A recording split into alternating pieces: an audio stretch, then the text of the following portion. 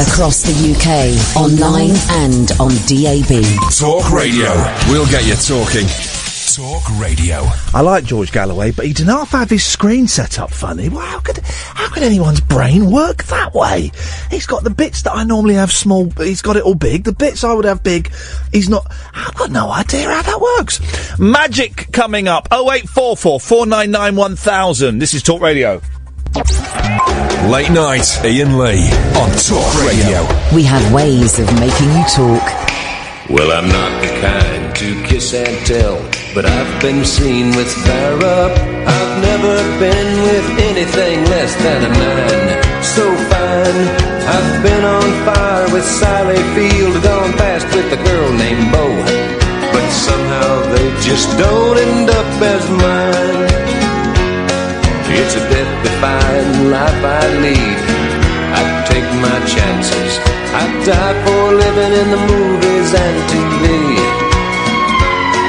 But the hardest thing I ever do is watch my leading ladies kiss some other guy while I'm bandaging my knee. I might fall from a tall building, I might roll a brand new car, 'cause I'm the unknown stuntman that made Redford such a star.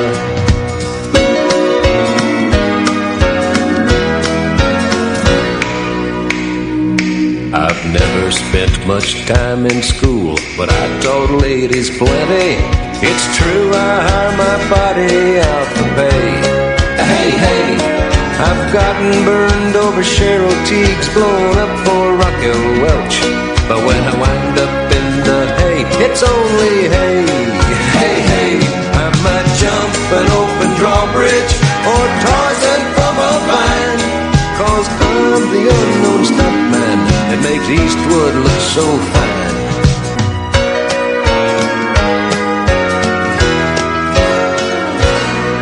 Go and sit down, man. You can't. If you're not watching on Periscope, can we turn his microphone on, please? If you're not watching on Periscope, you will have missed. Look at that. He's just Pete Heat is here. Oh, I'm speechless already. He's just done a free trick on Periscope. Some people are saying that was bitchin'. That's magic, and someone is calling you a witch. Fair enough. All of which are kind of accurate, aren't they? Yeah, sort of more of a lanky urban wizard. Now, I'm just going to put some headphones on so these guys can hear everything that comes out on the phones. But 0844 499 1000. It's a busy show tonight, and Kath, I've left the news story about the haunt. We got the landlord of. It was in the Star yesterday. We've got the landlord, Pete, of a haunted boozer coming on tomorrow night. Coming on tonight at 11. Scary. It's scary. It's spooky. Apparently, one of the ghosts bullies his 3-year-old son. The ghost's son or the landlord's son? I think I've got this right. It is the landlord's son is 3, and he is bullied by a ghost. Does he deserve it? Well, he's 3 years old. Probably does. I spent the day. Have you done that Go Ape? Do you know Go Ape? You don't have kids, do you? It's the thing where you climb around and jump on stuff. Yeah. I got. I do have one kid actually. I've got a little baby. You? Have you? Yeah. How old's your little baby? He's like 12 months. Oh, in that case, they can look after. Oh, good. Yeah, I did know that. Last time you told me, I saw you did tell me that. Well, congratulations again. Thank you. It was brand new at the time. So. Yeah, it was, and it was brand new. It was like a few weeks, wasn't it? And you were shattered, right? I do remember. God, it's been a year. Well, in a few years' time, they'll get you doing Go Ape, right, which is where you have to climb up trees, about 30 feet up in the air. And you've got a harness, but you go along walkways and stuff. And I was doing it with my 6-year-old and my 4-year-old. And the 4-year-old would only go up if I went up. And it was kid's birthday party and stuff. And I had a panic attack. I actually had a proper panic attack, and I had to come down. I was up there swearing to myself, going, F this, F this, F, I'm coming! F this, F this, effing hate this. And I got round and I said to my youngest, I'm really sorry. Daddy is actually quite scared, and we're going to have to get down now, and Daddy's going to have to go have coffee, and he may even start smoking again, because flipping it, that was tough. Anyway, we'll talk about that later on. Come a little bit closer. Come closer. Am I too far away? Come closer to the microphone. Like a distant, like a ghostly voice myself. Yeah. What's the connection of Go Ape to this landlord? He's got kids.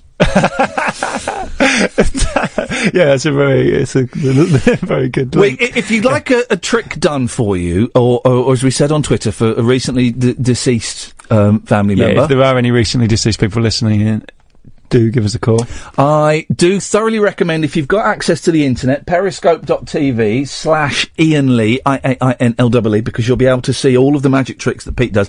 But we will do them in such a way that even if people are just watching with their ears, they will get the full effect, because it'll be me going, oh, flippin' heck, man! Doing that a lot. Exactly. Let us give us a little bit about yourself. You're Pete Heat. You are Britain's lankiest. The lankiest magician in the world, probably. Yeah. Probably not just Britain. I'm a professional magician, so I do a lot of I do magic at all sorts of events and stuff. I create magic tricks like a kind of Jonathan Creek type figure, but with fewer murders in my life at present. But I create tricks for TV magicians, so I go into. In fact, today I've been in an ITV doing lots of secret stuff that I can't talk about yet. But it's you very told exciting. Me about it, and it's quite fun, isn't it? It is really good fun. What a cool job! Yeah, just play. You make up tricks. Now, is that like adapting old tricks, like the one where the woman, she lifts up a blanket and then she drops it and she's wearing a different dress? No clothes. No, different dress. Sorry, yeah. Or is it completely coming up with brand new things? It's a bit of both, really. So, ideally it's brand new because, that's great. You come up with something that no one's seen before. But yeah, there are a lot of brilliant old tricks that you don't really see anymore, and you might find them in some old book and think, oh, that would be great. But instead of using, I don't know, a pocket handkerchief that no one has, you can maybe use, I don't know, whatever, but people do have an iPhone. Not that there's many similarities between the two, but you know what I mean. But no, it's normally we start with, rather than starting with an old trick, we'll start with what we want to achieve. So we think, what's the most impossible or the most sort of visually impressive thing. It's all about being visual on TV, not so much on the radio. But finding someone's card is not that exciting anymore now. People have walked on the Thames. Oh, that's and stuff. a shame. Yeah, I love that stuff. Yeah, so do I. I mean, I'm a massive magic geek, but on TV you want to see stuff visibly changed into other stuff. Here's what we can do, right? If you're listening at home and you're not worried about like losing millions of pounds and stuff, and you've got a trick that you think would be a brilliant trick, but you don't have the resources, you can phone up Pete and people can give you your tricks. I've got one, right? So it's a card trick. Right? Yeah. And you're doing the card trick and stuff like that, and you can't find the person's picked, let's say, the 3 of clubs. Yeah. Right? And you can't do it. You go, so I'm really sorry, I can't do it. And it's a bit of a weird, disappointing end to the evening for everyone. Right? Yeah. But then 3 months later, that guy, he's got a lump in his chest. Oh, benign or?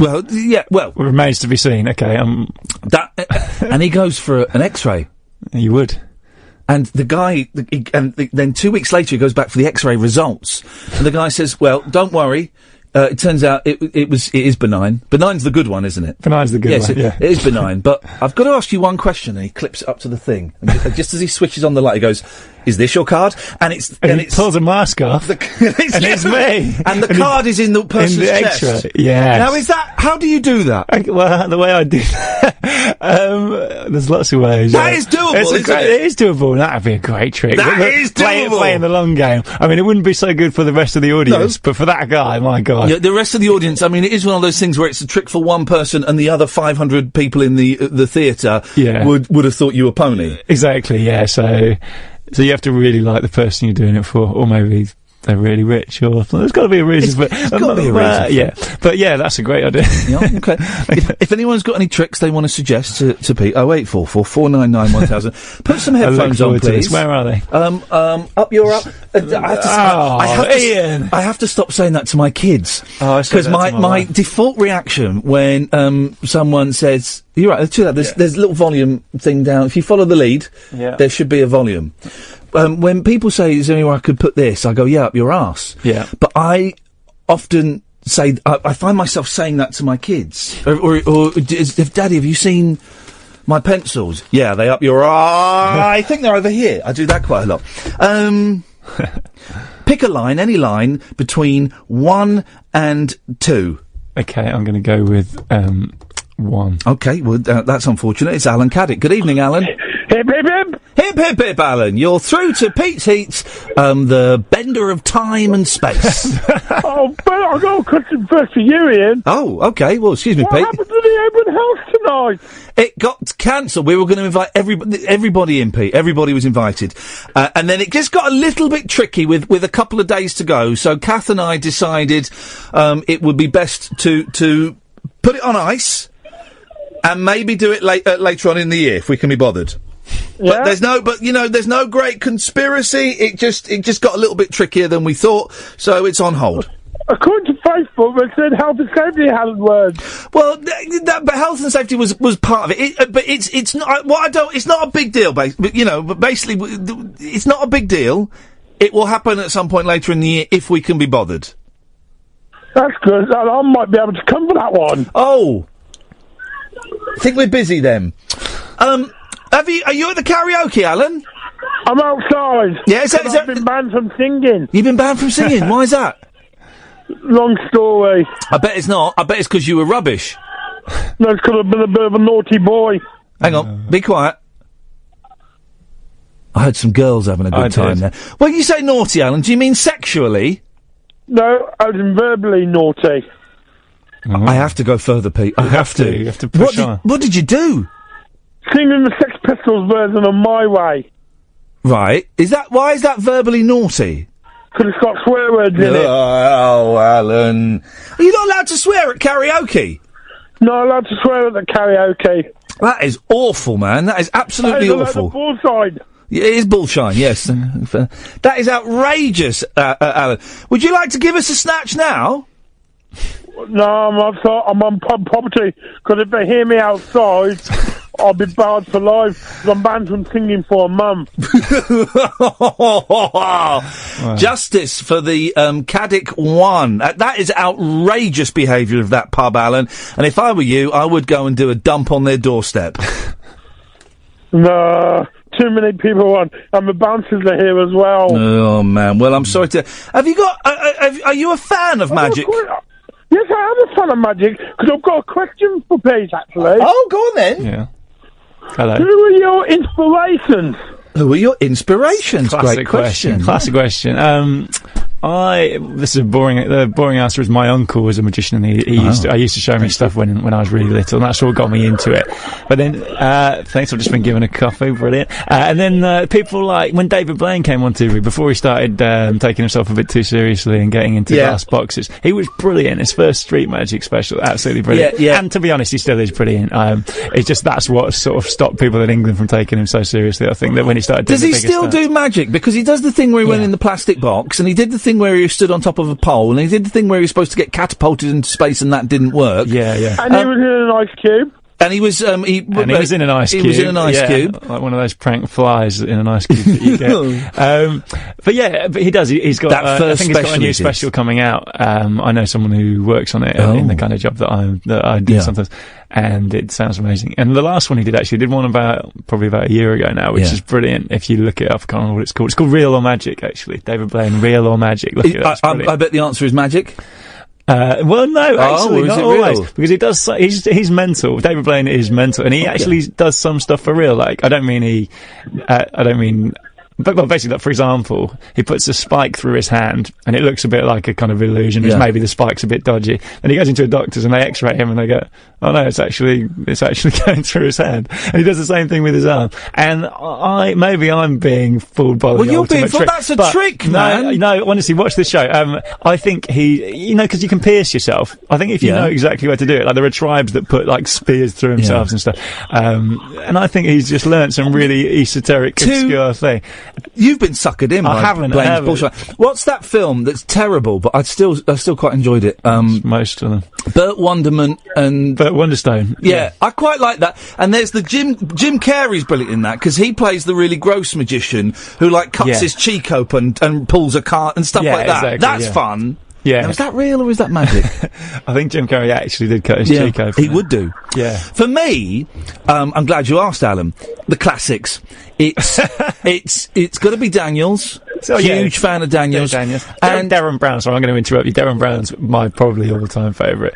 Blaine, I don't know why I'm interrupting you so vehemently, but Darren Brown. We've got plenty of time. Well, all right. Where's the number one? Yeah. David Copperfield. That's exactly where I was about to go to. Copperfield, walking through the Great Wall of China. You ever done that, Pete? I don't think so. Wouldn't let you in China. Wouldn't they? I don't think so. I've lodged a complaint about you to the Chinese authorities, and they said that they're probably going to ban you. But he walked through the Great Wall of China. He made the Statue of Liberty disappear. I know how he did that one. Yeah, I think a lot of people do. Yeah, but still, he's great. He's brilliant. He's brilliant, and he gets really fit girls. So does Blaine, to be fair. So do all of them. Well, Alan, does that answer your question? Yeah, it is straight to air later tonight. Sorry? Is it straight to air later tonight? Yes, it is after midnight. Cut him off, we're getting bored there. Cut him off. We're going to do a trick when we get back. We're going to do some ads. We've got Mark and Richard. Mike's got a trick for you, so I jot this down because these suckers, they don't realise there's money to be had here, so they'll just give this to you. Going straight to the commissioning editors. 0844 499 1000. We'll get you talking. Right, I've got Pete here. 0844 499 1000. You right, Mark? Hello, Ian. Hello, Mark. You all right? Yes, I'm fine, thank you. Do you want to say something to Pete before he blows our minds? No, I've got something to say to Pete after I've just quickly speak to you, if that's okay. Yeah, sorry, Pete. Just to apologise. Yeah, no one called in yesterday when I wanted to talk to people. Literally, hardly any callers yesterday. Now I've got a guest here. Everyone's calling in to talk to me. Unbelievable. Yeah. Yes, Mark. Well, I sent you some hilarious comedy rubbers in the post yesterday, moustache rubbers. Oh, that was you! Oh, you're the blind fella. Well, I'm not blind, I'm just short-sighted. Well, in the letter, you used the B word. You said, I'm blind. Yeah, I listened to it back on YouTube, and I've been patting myself all day, because you said you were going to call the authorities. Yeah, I have done, mate. Have they not turned up at your house yet? Well, no, I'm just planning on going on a run now. I've got, loads of corned beef in my bag. I'm ready to skip town. All right, fair play. I just wanted to apologise first and just clear it up. I'm not actually a crazy stalker or... Come on, guys. That's what the bloke said just after he shot Ronald Reagan to impress Jodie Foster. And he's about to be released as well, that guy. Is he? He's about to be released. So... But I wouldn't put my address on there if I was that crazy. I'm sorry, mate, but I've given those... He's basically, Mark, claimed to be blind in his letter. Now he's backtracking. And he sent me 2 comedy moustaches on pencils, which I've now given to my children. And I hope they're not laced with heroin. No, I can't. No. But you would say that if you'd laced some comedy moustaches with heroin. And Mark, you've fallen for my trap, Mark, because, we've got your phone number now. So that'll be passed on to the authorities, as well as the letter, as well as the heroin-laced comedy moustaches. Sayonara, Mr. Mark. It's so-called blind Mark. Sayonara. He's a fraud. What about the magic trick? Sorry? What about the magic trick? Oh, yeah, have you got one? Or do you want to hear him do one? No, my ex-girlfriend could make a Black Forest gatto disappear in less than a minute. Hello? That's my fire alarm. Right, I'm going to live in the woods now. I'm sorry if I caused any offence. I've only been stupid. Bye. Unbelievable. Unbelievable. Still, it's quite a good line, actually. It's a good trick. Give us a trick. All right. I've held off for 22 minutes. No, that's a good go. Iain. Kath, come in and watch a trick. Come in and watch a trick. So, have you got a positioner in a position so that we can't see up your nostrils or something? No, it should be fine. Okay. Should be fine. So, hello. Hiya. So, I have, Iain, in fact, I'll try and hold this so you can see. I have here a die, or a dice if you're wrong. It's well, in fact, check it out. Just check it has got all 6 numbers. You mean check it out? Yeah, it's real, but just check it. For the listeners, why not roll it on the table so we get the sound of it as well? Oh, there you go. That's the sound of a die. In fact, I don't want you to give it back just yet. Or what I want you to do in a second, Iain, is I'm going to turn away and look at Kath, just so she knows I'm not looking at any kind of mirror or anything. And I'm going to get you to put that on the table with any number you want on top. Really? So, before you do it, couple of conditions. Yes, so I don't want you to just randomly roll it or put it down just randomly. I want it to be a choice of yours. So I want you to think of the number in your head. I want it to be a free choice. put that put it on the table and then cover it with your hands or one hand. Am I allowed to show the periscopers? No, actually, let's keep a bit of tension because they want to know if they don't want to know if I'm right or not. All right. Okay. So you look away. Put it on the table. I'll look at you, or I'll look at the floor. Even that's probably fair. But if you get it, okay, I've done it and I've covered it. Okay. But if you get it wrong, do you want me to pretend that you got it right? Oh, absolutely. Okay, fine. Okay. Yeah, you done it, yeah? Yeah. Okay, cool. Now, I was trying to influence you there, so as you probably guessed, I was talking a lot, and I was saying a couple of things that that would hopefully put a certain thought into your head. I'm not going to tell you everything that I did. In fact, I probably won't tell you anything that I did. But the number I wanted you to think of was the number 2. Right. Okay. Is that right? Did you go for 2? Okay, right, good. Okay. Okay, I'll tell you a little, like, the kind of thing I'm doing is, I'm saying things like, whichever number you want to, and I'm saying whichever number you want to. Okay, so you're bending... Why would you think of 1? Huh? 1, 2. It's the emphasis on 2, isn't it? But it's how you end the sentence. But it's not just that. I've said a lot of things like that. But now, right. Okay, now that you know that, now I know it. It's going to be a lot harder, right? Because now you know what kind of thing to listen out for. Yeah. That was a joke. Someone on there is saying it's always 2. Ooh, okay, let's do it again then. Know it all. Right, let's do it again. So I'm going to look away. And so, yeah. Right, but look away. Okay, I am. All right. Okay. I won't say anything this time. Okay, I've done it. Okay, can I turn back? Yeah, sure, why not? All right. It's getting tense here. Yeah. There's a little bit of tension this time, between us. I wasn't saying any special magic words. But it's because I know you. Oh, I don't know you know, if I know the type of person you are, and I know exactly the type of person you are, in fact, because you definitely would have... I made that joke about 4, which, you know, what kind of thing to listen out for. And you, because you're Iain Lee, you will, of course, have done the double bluff, and you would have gone for 4 anyway, as a sort of double bluff. Is that right? I'm going to show the periscopers. It's a 4! Yeah. Okay. Wow. Because you think, right, okay, that's the one number he doesn't expect me to go for, yeah? Come on. So, try it one more time. I won't say anything at all. I'm going to turn away. We'll try it one more time. You'll never get this. He can't see anything. You can see on Periscope. He can't see it. I've done it. Right. Okay. Go. You done it, yeah? Okay. Yeah. All right. I don't know at this point. I'm going to count from 1 to 6. Okay. And I'm going to say, is it 1? Is it 2? And so on. So I'm going to ask you. I want you to say no every time. So one of them will be a lie, obviously. Oh. Okay. So I'm going to say, is it 1? No. Is it 2? No. Is it 3? No, I need to blink. Okay, that's fine. But that doesn't mean it was 3. Are we ready to go again? I blinked, yeah. Okay, cool. I'm not falling for it. Is it 4? No. You're good at this. Maybe we haven't got to your number yet. Is it 5? No. Okay. Is it 6? No. He's good, isn't he? If you had to guess, what would you say? Did you know what it is, Kath? No, I haven't got a clue. Okay, if you had to guess, what would you say? 3. Okay, I was going to go for 6. I was going to say 6, and I think I am going to go for 6, actually. What is it? What did you... Flipping heck, man! It's 6! Yes! Good. That is... Come on, those are the dark arts. Those are the dark arts that you're doing there. They are. So can I ask you a question? Yes. How did you do that? Magie. Shazam. Enjoy that, guys? Okay, you know what, actually, should we go straight into one little thing? So I was trying to get you to think of certain numbers there, but equally, during all of that, I've been trying to put a number into your head. Okay? Oh, steady on, mate. Okay, You've already got your phone number, Pete. It's not the BBC. This is this is a 2-digit number, and it is... it's between 1 and 52. Right. Well, as it's a 2-digit number, it's obviously not going to be 1. But yeah, it's less. It's 52 or less. It's right. not. It's not 52. Okay. It's between 1 and 52. You know what I'm saying? Wow, you really know how to set these tricks up. I'm really doing well. No. Basically, no. Yeah. Name one of a number between 1 and 52. Go for it. What? Say it out loud. Yeah, say it out loud. Well, if she says it out loud, you're going to know it. Yeah. Actually, okay. In fact, before you say it. Let me show you this. So I've got a bag of cards. I'll come over there and show you. But I'm going to spread through there so you can see they are all different and they're not all the same colour. Yeah. Are you making this trick up on the spot? Yeah, absolutely. You can take the headphones off if you want. Take those headphones off.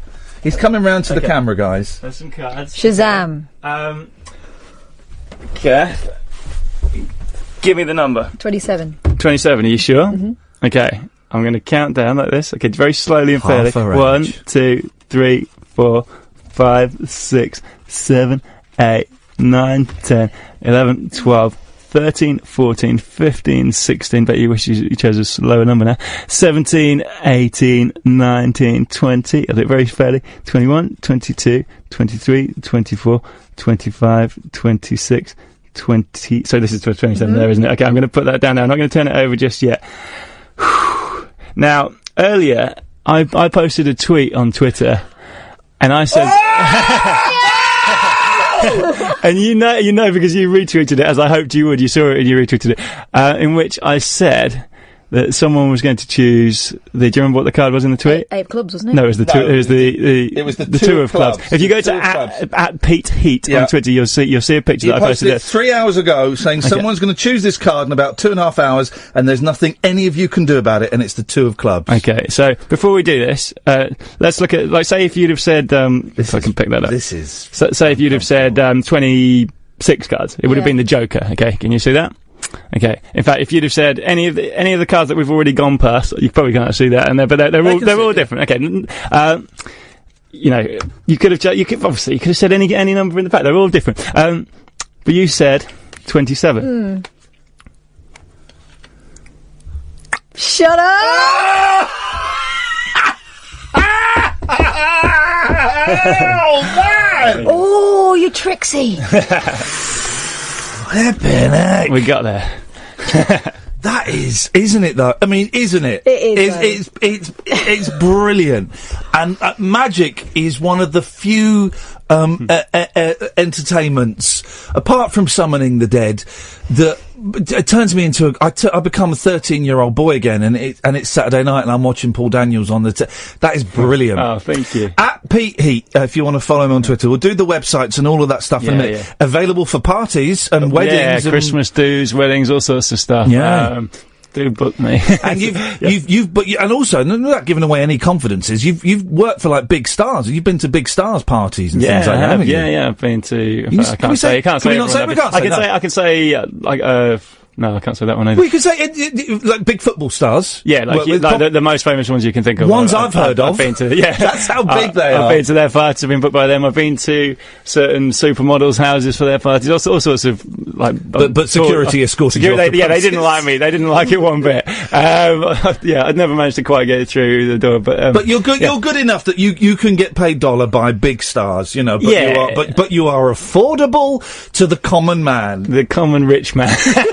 No. I do a lot of normal people's weddings and parties as well. Kind of you. I'm humble. We'll give out listen, we're going to take a break. Go and get pen and paper. We'll give out the website in a little bit. This is Iain Lee on Talk Radio. Late night, Iain Lee on Talk Radio. We'll get you talking.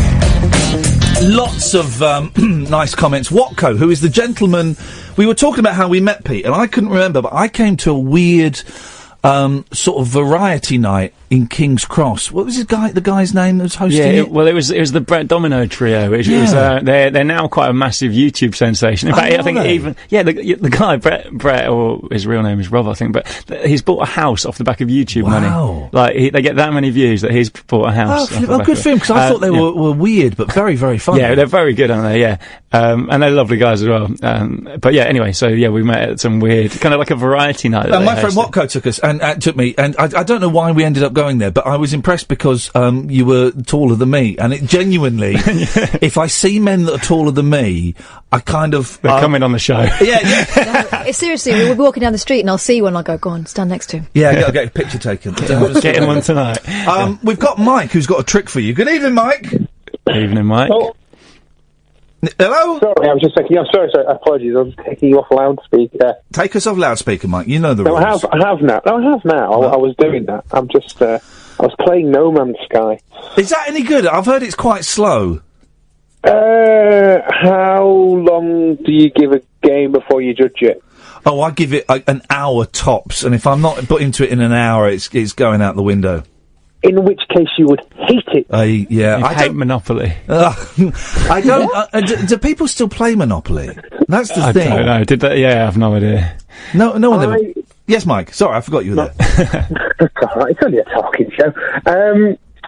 I used to know a guy, and he used to play with his friends, and they had 4 Monopoly boards, and they used to make exchange rates between the Monopoly boards. They got really into it. An exchange rate? Oh my god! I bet they're loaded now, aren't they?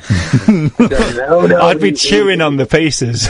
Someone bought me, my sister bought me, I think, a Star Wars Monopoly set for Christmas, and my boys sit and they go, "Oh, Star Wars, can we play it?" I'm like, after 2 minutes. No, I've not opened it because I don't want them to get their grubby hands on it. Oh, okay. They won't understand Monopoly. It's just, I don't want to. How old are they? 27 and... Mike, you've got a trick for Pete, have you? Yes. Go on then. So, it's one of those one-on-one ones. All right. So you get an individual on stage, yeah, and you look at them in the eye to eye, and you say, "Don't blink." Okay. And when they blink, an item of clothing that you're wearing disappears. Oh, that is a good one. Is this a trick suggestion or a dream you've had? I'm not finished. Okay, well, no, apparently not. All right, keep going. It keeps going on until you're wearing nothing. Oh. Yeah, I thought it might go that way. Yeah, no, wait. And the final blink, you end up making love to them. Is that right, Mike? No, that's disgusting. Oh. That sounds coercive. How dare you? My wife enjoys it, I imagine. You have to imagine, Pete. No, go on. The final thing is that the final time they blink after you've been naked, then they're naked and you're wearing their clothes. That is flipping. Yes, come on. Yeah. This is a trick idea, I guess. Yeah, well, unless he's about to tell me how to do it. Right, what are you going to do? But you can't ask him to tell you how to do it. That's his secret. That's his secret. Well, yeah. You can't, I once saw... It's an interesting presentation. There's a good TED Talk. Yeah. There's some good TED Talks by magicians, and there's some boring TED Talks by magicians. I bet I know what you're going to say. There's the one, I can't remember it, there's the one where the guy, and he gets up a volunteer, and during the show, he swapped items of clothing with this guy. Yeah, well, there's one, the guy called Apollo Robbins, who's a pickpocket, and I don't think he swapped with the guy, but his outfit changes. His shirt and everything. His outfit changes from the start of the show. And he's got the guy's watch. And yeah, so that's brilliant. Yeah, he's really good, actually. If any of you are bored and you've watched all my videos on YouTube, you should watch Apollo Robbins. He's got some brilliant videos on YouTube. It is brilliant. That's right. He's going, well, at the start of the thing, I was wearing a green tie and he's got a black tie. And stuff. When we just ruined that for you. Oh, sorry. Yeah. There's also a rubbish one. We just lost 400 viewers on Periscope, Mike, because of your trick. They're going to my Periscope now. Some would call it a trick, some would call it sex assault. No, because it's not sex. You're stripping someone on stage. If they've come up on stage, it's open season. Right, okay, that's the rule, is As it? a former stage hypnotist, I know the rules. There's also one on TED Talks who does it with a robot, and that's boring. He does magic with a robot. Oh, right, yeah. That's boring. I bet is it Marco Tempest, maybe? Let's slag him off. Why not? Yeah, why not? Do you want to see another trick? Yeah. Do you want to see a trick, Mike? Yes, please. All right, are you watching? I'm going to watch on Periscope. Are you watching? Bye. Okay, all right, he's gone. All right, he's gone. He's just watch gone. it on Periscope. All right, fine. All right, where's another trick, Periscope? Kath, put your hands out like that. In fact, swing them towards me slightly and separate them out a bit like that. I'm just going to put this microphone down a bit so we can just the Periscopers can. Sorry, are you right-handed or left-handed? Right. Okay. Am I allowed to hold up like this? Is that okay for you? Yeah, sure. Yep. In fact, can you see what's happening? Kath's got both of her hands out. Yeah. Kath, with one of your hands, move one of your hands up and down a bit. That one? Which is her left hand, she's just moved up and down. Okay, so that's the one we're going to go with. With the other one, can you drop the other one down by your side so we'll get rid of that one? That's gone. The one that you chose, can you make it into a fist for me? Perfect. Mm-hmm. Now, I'm going to draw something on my hand. Just a little X, a little cross. Yeah, there we go. That? That's nice. Yeah. You see that? Okay. Now, that is, that's permanent ink, but imagine that it wasn't permanent. So imagine that you could just take the ink. Hold on. I don't know if I'll do that ever. Imagine you could just take the X and just pull it off your hand. Oh, flipping heck. Okay. Now, imagine I'm holding onto the X. There. And I've just thrown it towards Catherine's closed fist. If you turn your hand over, open it up. No. It's... Show the camera. There's a tiny X. Chop it off! Oh, man alive. That is... Oh, God. That is freaky. Lick it. Why? Well, it might be tasty. It might be laced with something. That is weird. That's permanent, right? That's not going to come off. It's not smudged. It's not wet. Yeah. That's permanently. Well, not permanently on there forever, I imagine, but. I don't know how clear that was to the people listening in. That's their problem. They should have got a job as a radio host on a station with no listeners, if they wanted to see that. Oh, listen, if you want it, we're going to do a couple more tricks. If you go to periscope.tv/Iain Lee, you can watch it on your phone or on your laptop or wherever.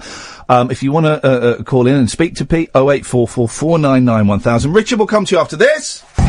We're just saying, when me and Kath went to Edinburgh, we went and saw these Korean magicians snap.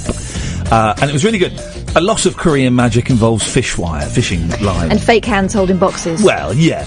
But they did do a really extended routine of one of my favourite tricks, and it's so old and it's been done millions of times, but I love it. The one where a man and a lady, they're looking nice, and then they stand behind like someone lifts up a curtain for a second, then drops it, and they've got a different outfit on. Mm-hmm. And they were doing it just time after time after time. Some took a little bit longer. And then I was loving that. It's amazing, isn't it? I thought that was absolutely brilliant. It's like real magic, isn't it? When you watch it, it's just properly. Yeah, it makes you gasp like a little schoolgirl. It's weird, isn't it? Magic fell out of fashion for quite a long time in this country, and then. How long ago was Full Penn and Teller, the first series of that? That was definitely a while ago now, actually. Was it? It was, because I know I auditioned for that. And I went and did a little screen test, and so I didn't actually get on the show in the end, but, it was definitely, 8 years ago, something like that? Ago? Probably. That's a very rough guess, but it was a while ago. It sounds about right. And it was obviously in the zeitgeist, because the BBC had what I thought was a nice idea, but it didn't work. That series hosted by first Lenny Henry, then someone else hosted it. Oh, the Magicians. I thought that was awful, yeah. Yeah, where it was, you'd have 3 teams of magicians, and they'd spend a week with a celebrity and teach them magic. And it's like what all the commissioners do is, and if they try and crowbar a celebrity into something, they go, well, people will watch it. And it's like, well, not if it's terrible. No, I don't want to watch Charlie from Casualty being a stooge in a magic trick. I want to watch good magicians. Exactly, which is, but they know, but everything has to have an angle or something different, or they won't commission it. But then, obviously, the magic shows that do very well are always the ones where it's just the magician doing tricks. David Blaine, he walks around on the street showing people tricks. Dynamo just does tricks. There's no, Dynamo did have celebrities in his show, but they weren't there other than as people watching the tricks. So I think people maybe are starting to learn now that actually it's the tricks themselves that are what make magic. I want to see a good magic. It's like, and I can never get tired of Paul Daniels in a little dicky bow doing tricks. Or that I used to like it when he used to do the bunko booth. Do you remember that? Yeah. Or he would do he would do a thing, right, and the studio would be set up like a laboratory, and he'd do a trick, and he'd go, and that happened under laboratory conditions. That wasn't a laboratory, Daniels! But I love it. I love just watching. There's one of the best tricks ever. And you can kind of work out how it's done. I'm not going to spoil the fun for you. But it's a brilliant Paul Daniels trick.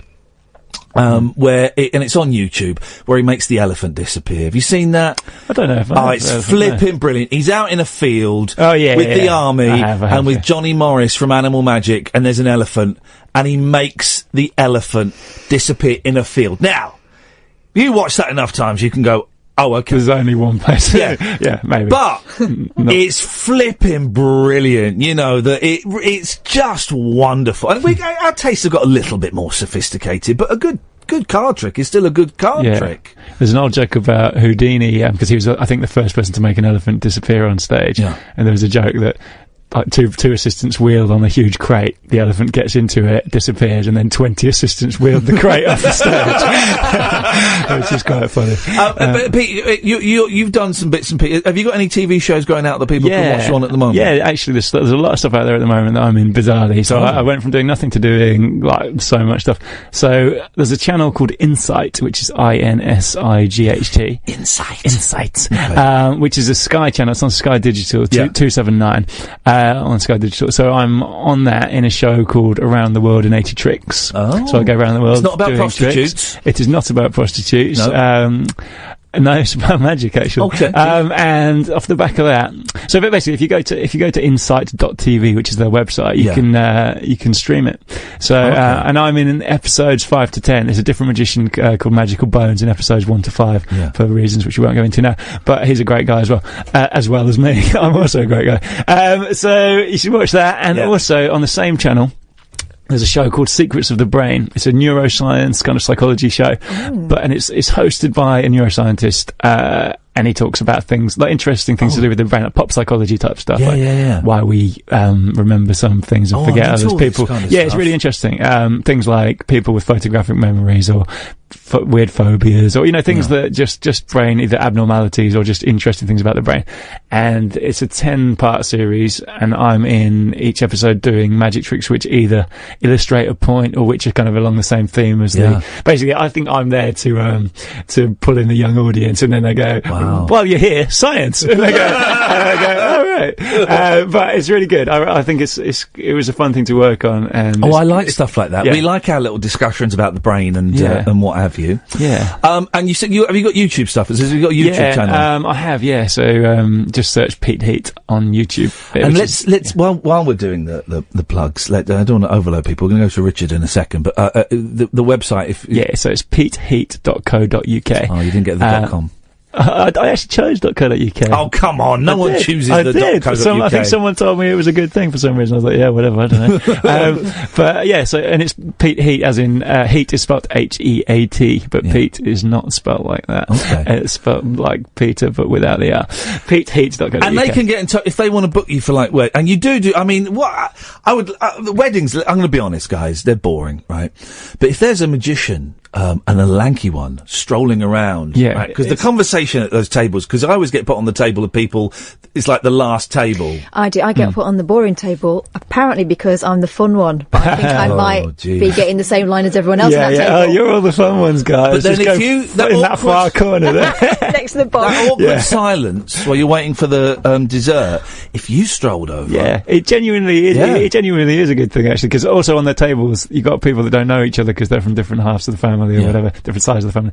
So I go up, I do a little a little show at each table, but kind of like a close-up show. So it's reading people's minds, it's a bit of pickpocketing, stealing people's watches, and just the kind of stuff that you see David Blaine and Dynamo doing, but I do it right. You do it better. No, I'm not walking on the Thames, not that kind of stuff, but the close-up stuff. That's what I do. We've got Richard on the line. Good evening, Richard.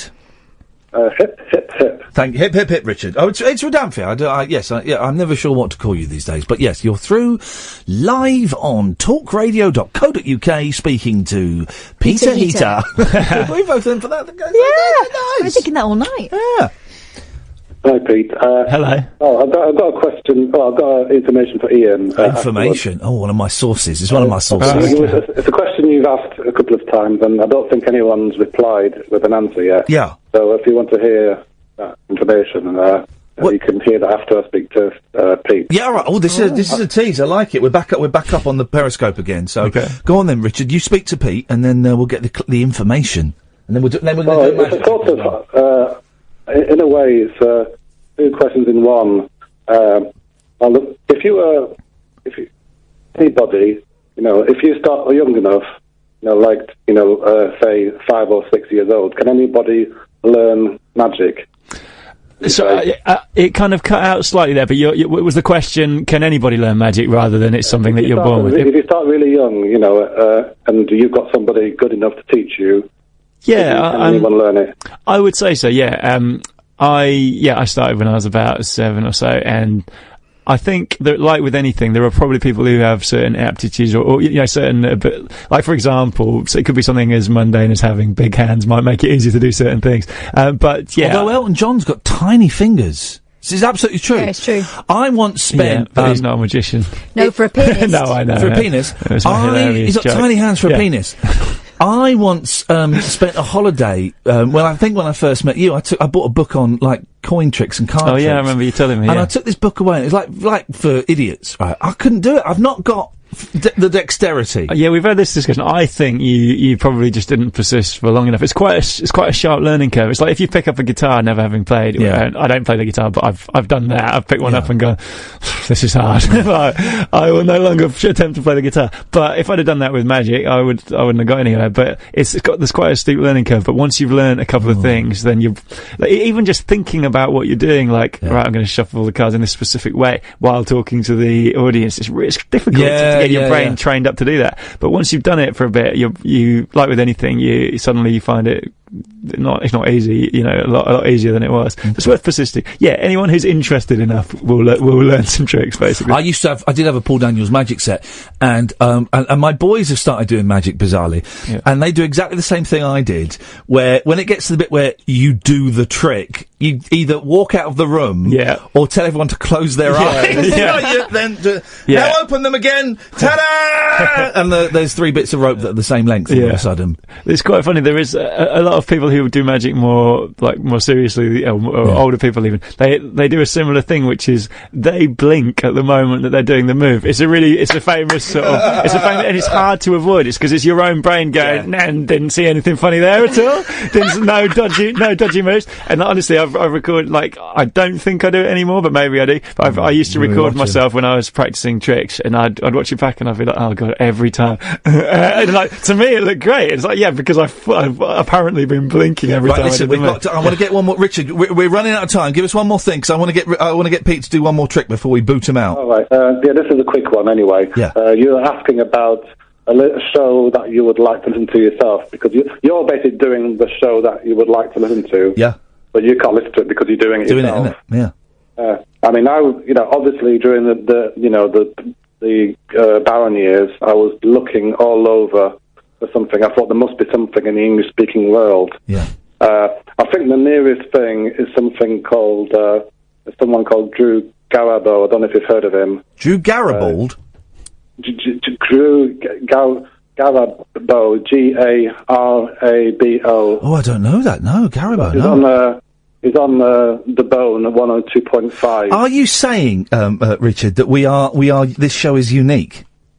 I think, to be honest, if you know me, if anyone would have found it, something like your show, I would have found it by now. Richard, I've got to move on because we're running out of time. I appreciate that. Thank you. He's right. He's answered the question I've been asking for ages that no one has.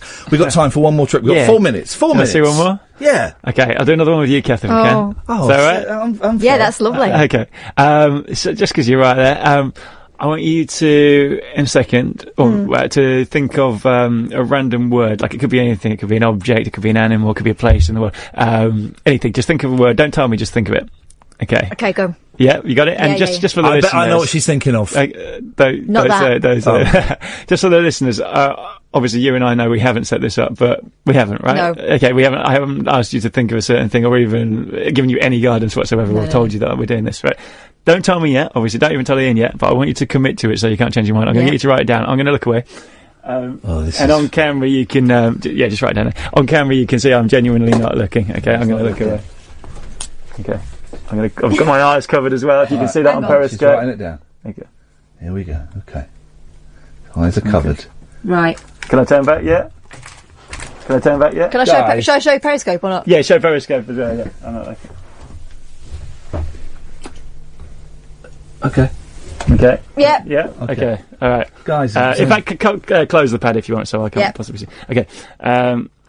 Now... This is something that you can actually visualise rather than, say, an abstract concept like the concept of hope or whatever. Something that you could...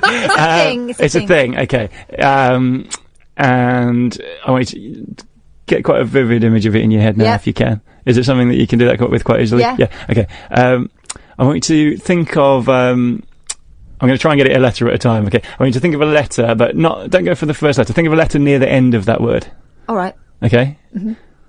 In fact, I think you thought of 2 letters there. Did you think of, one and then change it? You thought of an N but changed to... Yeah! Yeah, changed to... Is it an R? He's inside you. Is that right? He's inside you. Is that actually right? Yeah, you're not just saying it because I'm here right next to you. Okay. Stop it. So there's an N and an R. This is incredible. Think of a different letter in the middle of the word somewhere. Right. You got one? Mm-hmm. Okay, that's an I. Is there an I? No. It's got. Or is it a C? There's an I. Oh, is it? And there's both. There's an I and a C. Is that right? Yeah. It's right. Yeah. And so was it the C you thought of? Look at his face. Yeah. Okay. His face, isn't it? He's evil. Actual evil. Okay. So you thought of a C, but there is an I. Is there an I next to the C? Is that what it was? Yeah. Okay. And in fact, just think of the first letter now. Yeah. Okay. That's got. Is it a V? It's got something like that. Is it? No. U. Is it a U? Yes. It is. Yeah. Okay. What have we got? U. There's an I and a C. What else did I say? There's an N. I'm going to make a bit of a guess now. I'm going to. Is it unicorn? Yes, it is a unicorn. Yeah. Okay. Come on! Okay. My little girl is obsessed with them. That was the first thing I could think of. Oh, brilliant! Wow. Good job you didn't write down what you're obsessed with, because just so they can. That is, it's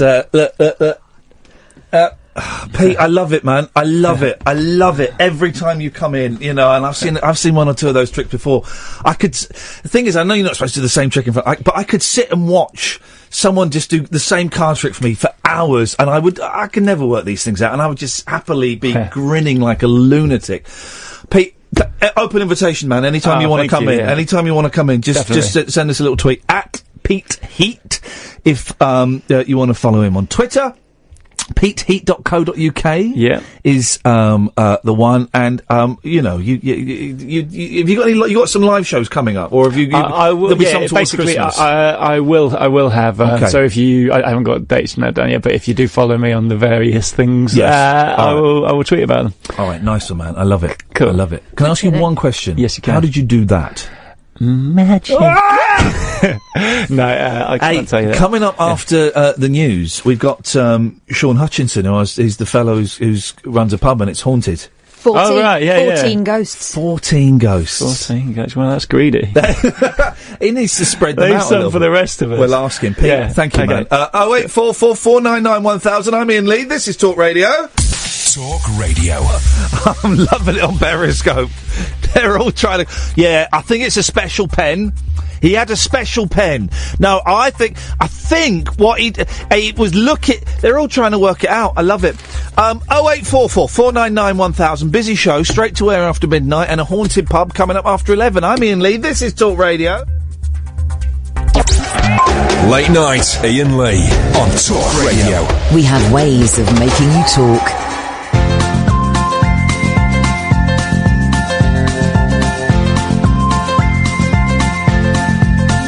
There's a voice that keeps on calling me. Down the road, it's where I'll always be. Every stop I make a new friend. Can't stay for long, just turn around and I'm gone again. Maybe tomorrow I'll wanna settle down. Until tomorrow I'll just keep moving on. Down this road that never seems to end. When new adventure lies just around the bend. So if you wanna join me for a while, just grab your hat, come travel light, that's old style. Maybe tomorrow I'll wanna settle down. Until tomorrow, the whole world is my home. So if you wanna join me for a while, just grab your hat, come travel light, that's old style. Maybe tomorrow I'll wanna settle down. Until tomorrow I'll just keep moving on.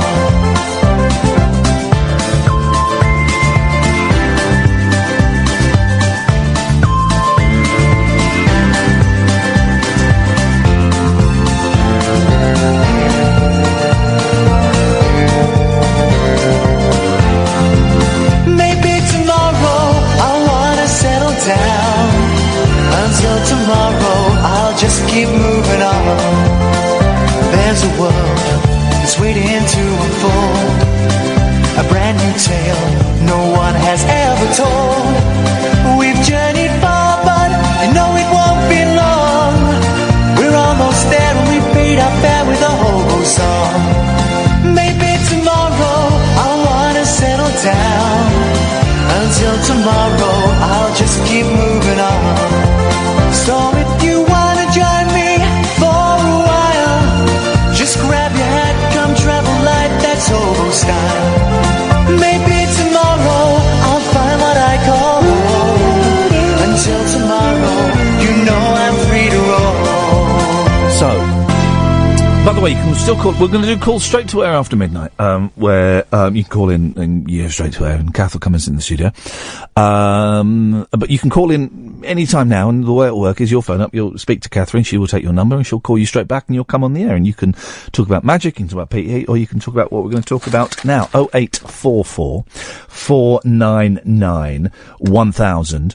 Is the telephone number 0844 499 1000. We call you back for the next 55 minutes. Now, if you were listening yesterday, you will have heard me picking up on a story that was in Britain's greatest newspaper. Sorry, Britain's second greatest newspaper. The Sun, of course, is the greatest. The Daily Star. Haunted boozer has 14 spirits.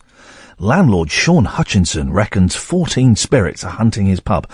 And there's a picture of Sean with his Mrs. Georgie, and they've got a little boy and stuff. And I said to Catherine, I want Sean Hutchinson on this show. I want to get to the bottom of this ghostly mystery. Well, Sean Hutchinson is on the show. He joins me now. Evening, Sean. Good evening. How are you? Yeah, I'm fine, thanks, mate. How are things going? Yeah, not too bad. Not too bad at all. Are you having a late one? You got a lock-in tonight or something? I can still hear it kicking off in the background. No, I've got a live female singer on tonight. Oh, beautiful. What kind of stuff's she doing? She's doing all that late 80s music. Fantastic. Now listen, let's get a plug in for the pub. It's Bait Hall, is that right? Yeah, it's the Bait Hall, yeah, Macclesfield.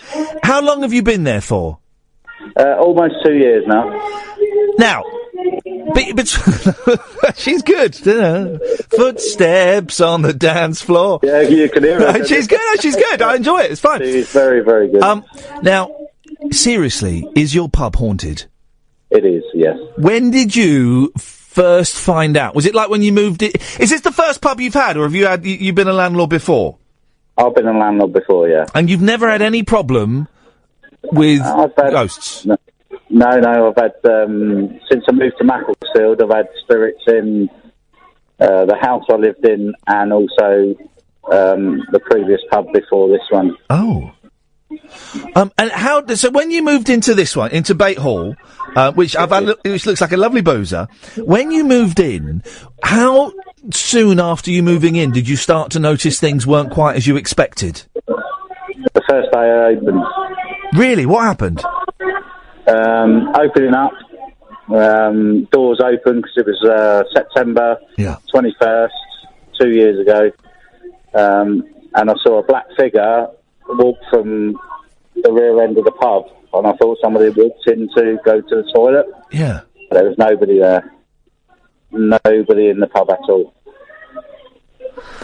See, because let me tell you where my position is, Sean. 6 months ago, I would have laughed you out of whatever and said, "Well, he's talking nonsense." But in the last few months, I've started to open my mind to the possibility that maybe there is something in all, these kind of ghostly shenanigans. Not all of them, but that perhaps, things like ghosts do exist, which is why I was keen to get you on.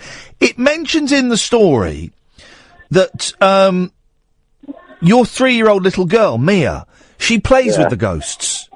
Yeah, she plays hide and seek in the pub with him. Doesn't that freak you out a bit? No, not at all. Not at all. I mean, spirits and ghosts can't hurt you. Only the living can hurt you. Yeah. How do you know that she's playing with the ghost? What does she say that proves to you that it's a ghost and not just like an imaginary friend that all kids have? She just said she says to us. We asked her what are you doing. She said, "I'm playing with Billy." Oh. I said, "Who's Billy?" We're playing hide and seek. And from then on, it was like, seen the spirits, my wife's seen ghosts. She's very, she's like a vessel, if you like. she attracts them, and my daughter plays with them. Toys disappearing from upstairs that she's not allowed downstairs in the pub, appearing downstairs. You totally buy into this, don't you? Because when you read it, it's like, and it's a third of a page in the Star, and when you read it, you could easily be forgiven for thinking, oh, all right, bloke's got a new boozer and he wants to, build a bit of a reputation for himself and get some punters in. But you totally you believe this 100%. This isn't a wind up from you, is it? No, definitely not. Definitely not. I mean, we don't need to promote the pub. We didn't approach the Macclesfield Express. Mm. We had a team of investigators come in, and they said it was like before they even did the investigation. They're like really looking forward to doing it because it's one of the most haunted pubs they've ever been to. But we've experienced lots of stuff, bangings, I mean, really loud bangs. Since my wife got pregnant with my son, the bangs got loud, but it's like a lorry hitting your pub. And it doesn't worry you or your wife or your little girl. Your son's not been born yet, is that right? No, he is. Yeah, he's 18, nearly 19 weeks old. Oh, well, congratulations! Well, absolutely wonderful. That's a particularly magical time. Is it not frightening for anybody? You kind of just think, oh, it's just those ghosts. For me, no, it's not. But for my wife, she just needs evidence that it's happening. Yeah, because she's when she was young, she did a Ouija board, and ever since then, something has followed her around. Right. We've had like one of our darts players see a little boy stand watching him play darts, and I said to him, "It's just Billy." See, when you tell it like that, it scares him after that. It scared him after death. It's like, yeah. Who's this ghost, Richard? To be honest, I've never heard the name before until the Wythenshawe investigation team came round. Yeah. They're due here on the 29th of October, which is All Hallows weekend. They turned up, and they went upstairs into the old part of the building, and he just came across. And he's definitely the one making all the banging noises. It says here in the Star that you say there's one ghost called Richard who wants to kill me. I've never seen him, but I hear his voice. Is that right? Yeah, I heard his voice. They bring a machine that scans radio waves, and it wasn't just him. There was loads of them, loads of spirits coming through, females. Oliver Cromwell came through. Blimey. And he actually said, "Kill you." See, that would make me not want to live there anymore, to be honest. Do you not think? Not really, because, like I said before, they can't hurt you. So you got a team of experts going in at the end of October. Would you mind, Sean, if we had a word with you once they've been in? Would that be all right if we gave you a call and just kind of found out what they found and what they said? Yeah, that'd be fine. Yeah, it's nice fine one, by me. Nice one, man. Thank you. I've also got another team coming in November. I've had one already, and I've got another one in October, and then another one in November. I'm tempted. Have you? You're more than welcome to come up here if you like. I was going to say, have you got decent Wi-Fi up there? It's not too shabby. Maybe I'm not going to ask you outright because I don't want to put you on the spot. But in my head, I'm thinking maybe we come and do the show from your boozer one night. You're more than welcome. All right, listen. I'm keep in touch with Catherine, my producer, because although I'm getting a little bit short of breath just thinking about it, but maybe we'll come and do the show in your boozer one night. Sean, you've been such a good sport. The how's business going, by the way? It's very good. and I've not had anybody come in yet about the paranormal stuff. So he's doing all right of his own back, because we're in. I mean, I don't drink anymore, but we're hearing about pubs closing, every day. You're doing all right, are you? Yeah, we're doing pretty well, because we're quite a reasonable price boozer. There we go, and you've got excellent entertainment in as well. It's the Bait Hall. It's in Macclesfield in Cheshire. Sean, I appreciate that. Maybe we'll see you in a few weeks. Yeah, definitely. Nice one. Anytime you want. Brilliant. Thank you very much indeed. Catherine, speak to Sean. We might be doing a show from a haunted pub. What a nice bloke. And, he totally buys it, doesn't he? He's not doing the... Well, I think there might be a few ghosts in this pub, guys. Roll up. He totally buys it, doesn't he? Fantastic. Nice one, Sean. I appreciate that. Your thoughts on that, please, and anything else you wish to consider. 0844 499 1000. This is Talk Radio. Have I put the papers somewhere? I can't see them. I like the fact that there's celebrity ghosts involved. Oliver Cromwell. We'll have some of that. We'll look at the possibility of doing the show up there, maybe on Halloween. Spooky, huh? Sorry for the periscopers. I took the headphones off so you couldn't hear all of that. I'm Iain Lee. This is Talk Radio. Busy show, man. And it's going to get busier after midnight. We'll take your calls straight to air. Don't forget, you can download podcasts. Thank you very much indeed. We've got podcasts. Neil Hannon, who was on yesterday. There's a special Neil Hannon podcast up from the Divine Comedy. The new album is just Foreverland, I think it's called. It's just stunning. We got some great guests next week. So here's who we've got next week, right? Ron Dante, who's basically honey, sugar, you are my candy girl. And you got me wanting you. Whoa. Take it, Vinny. It's Richard. Take it, Richard. The ghost. Oh! You're the ghost that wants to kill Sean, is that right? No, I don't really want to kill him. I just, I want to play with him. Just... When you say play with him, do you mean play with his willy? No. Just, What, play scale electric? No, a Ouija board on that. With a what? A Ouija board. A what board?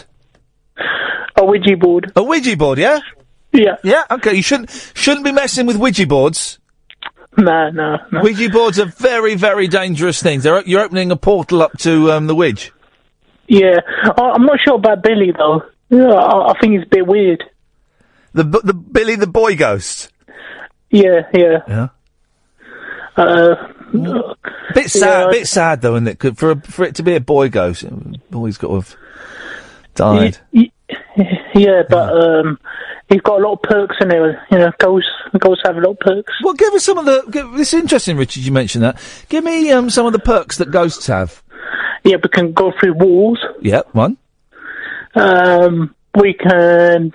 We stay the same age for the rest of our.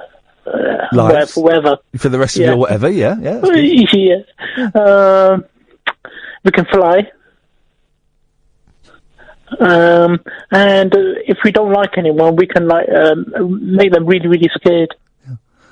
And I suppose you get to see, men stripping off and stuff as well. No, I'm not that kind of person. But some people, some ghosts are, yeah. Yeah. Like Lex or something. Yeah. Lex is, he's a promiscuous person. He's a what?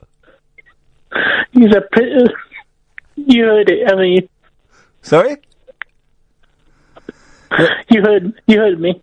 I didn't hear you. Your phone dropped out for a second.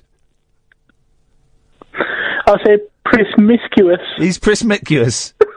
Is that because he's been playing with the Ouija board? Yeah. Well, how did you die, Richard? How did you die? Well, there was this act I was doing with the belt. And, all right, steady on. We're not at the other place now. This place has got standards, for crying out loud. Yeah. Well, it's a really sad picture. Don't you want to know how I found it? I mean... Oh, yeah, that's my next question was, how did you phone up? Because if you're a ghost, how did you manage to pick up the phone? Well, do you know those phones you just chuck away? You don't know what's happened to it. They become ghosts, too. So the phones that you chuck away become ghost phones? I never knew that. Saying, what TV, even the houses, they get knocked down. Well, hang on. So a house gets knocked down. It becomes a ghost house. Yep, and cars. The cars that ghost cars. Yeah. What about ghost trains? Of course. Yeah. What about pets? Are there pets in heaven? No, I'm not in heaven. It's like heaven is like you have to die again. So, you have to die as a ghost. Wow. Yeah. How do you kill a ghost? I think you have to get a vacuum cleaner. Yeah. And you suck them off.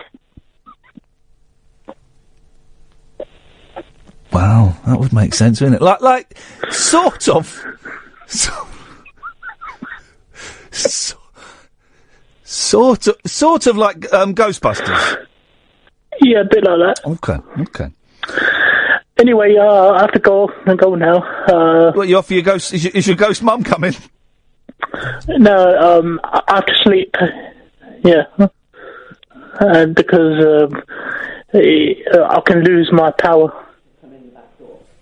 of haunting.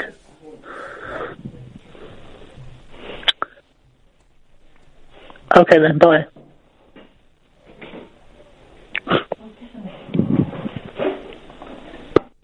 Jake, you're on Talk Radio. Hello, Ian. Hello, Jake. Hi. How are you? I'm all right, thank you very much. Although I was mentioning this to Pete earlier on. I had a proper panic attack on Go Ape, and I did it. I went round once, and I said to my youngest, I said, I can't. I'm really sorry. I cannot go around again. I have to get down. I was terrified. I really, I didn't think I was going to die. But I was terrified. I got the shakes. I was sweating. I was nervous. I felt lightheaded and faint, and there were other parents there, and I had to say to them, I can't do it. I've got a phobia. And some of them laughed a bit, and I thought, up yours, Delors. I'm scared. No, they were all very, very nice. But it was a really nice party, a kids' party, and it was brilliant, absolutely brilliant. But I got a real proper panic attack up on Go Ape. It was awful. Is that the place that's got all the zip lines and that? Yeah, there's one zip line at the end of it, but you're up about 30 feet up in the trees, and it's also you're completely safe because you're clipped on. Yeah. But you're walking along these like rope bridges and stuff in between trees, and oh no, couldn't do it. I've done it once before. Yeah. And I hated it. But my youngest can only go up if I go up because he's 4 and because of the age and stuff. And I thought I'll do it again. I will do it again for my youngest because I love him. But on the first platform, I just thought, nah, I cannot do this. And I really didn't want to make a big thing about it in front of him because I didn't want him to feel bad for me. Anyway, it was an unpleasant experience, and I won't be doing that again. Let me tell you. Okay, fair enough. How are you, Jake? You all right? Yeah, not too bad. I've been down the local for a few beers this evening. Beautiful. So we've got boozed up Jake. I love it. Oh yeah, I'm afraid so. Yeah, that's what we want. A couple. But interestingly enough, on the way back from the pub, I was driven home by my mum. I'm not ashamed to say that. No, there's no shame in that. But anyway, on the way home, there was a white box by the side of the road. Oh. And we were intrigued to see what it was, so we picked it up, took it home, opened it up, and it's got about 8 kilos of crab meat in it. Oh, I wonder where that was going then. Slightly disappointed it was crab meat, and okay, you say kilos, I thought, here we go. Here we go, yeah. It was meant to be for a local hotel, but it's got an actual value of about £150. Whoa. Yeah. So what are you going to do with it? You're going to cover yourself in crab meat? Well, you see, I don't know what to do with it, so I was going to ask the Talk Radio audience, what would one do with 8 kilos of free crab meat? Well, do you know what hotel it's for? I do, but I'm not gonna say. No, don't say. But could you not phone the hotel up and say, "I've got your crab meat"? I could, but I think it was meant to be delivered this morning when it was frozen. Oh, well, in that case, you've got to act sharpish, haven't you? Because I'd imagine crab meat goes off pretty quick. Yeah, it's slightly defrosted since then. So it's probably I would suggest it's probably gone rotten. I wouldn't have thought crab meat if it's been by the side of the road. Yeah, definitely since about 8 o'clock this morning, because on my drive to work I saw it there. So. Oh, you got to chuck that, man. That crab meat's going to be, or eat some, or get. How old's Mum? Over 60. Has she got? Would you be the sole heir? Yes. Get her to have a crab meat sandwich. Well, I've actually already had a crab meat sandwich this evening. So. And how's things going? Not too bad, but am I doomed? I think you're not a ghost like Richard, our last caller, are you? I think I don't know, but I'm always wary about meats being out and about. But what options are there if you're not going to give it back to the hotel? No. And you're right, they probably wouldn't take it. What do you want to sell it? Is that what you're saying? Well, we've put half of it in our freezer, and you can't refreeze meat. Well, you can't refreeze meat. Oh dear. Is that your mum should know that? She's a mum. Yeah. Mums know you can't refreeze meat. What should I do, Ian? Give me some advice. We'll put it out to the listener to see what they think. What options have you got? I mean, give it to your neighbours. You want? I mean, yeah. I mean, I was thinking about giving at least 2 kilos to my neighbour. Yeah. Give 2 kilos to charity.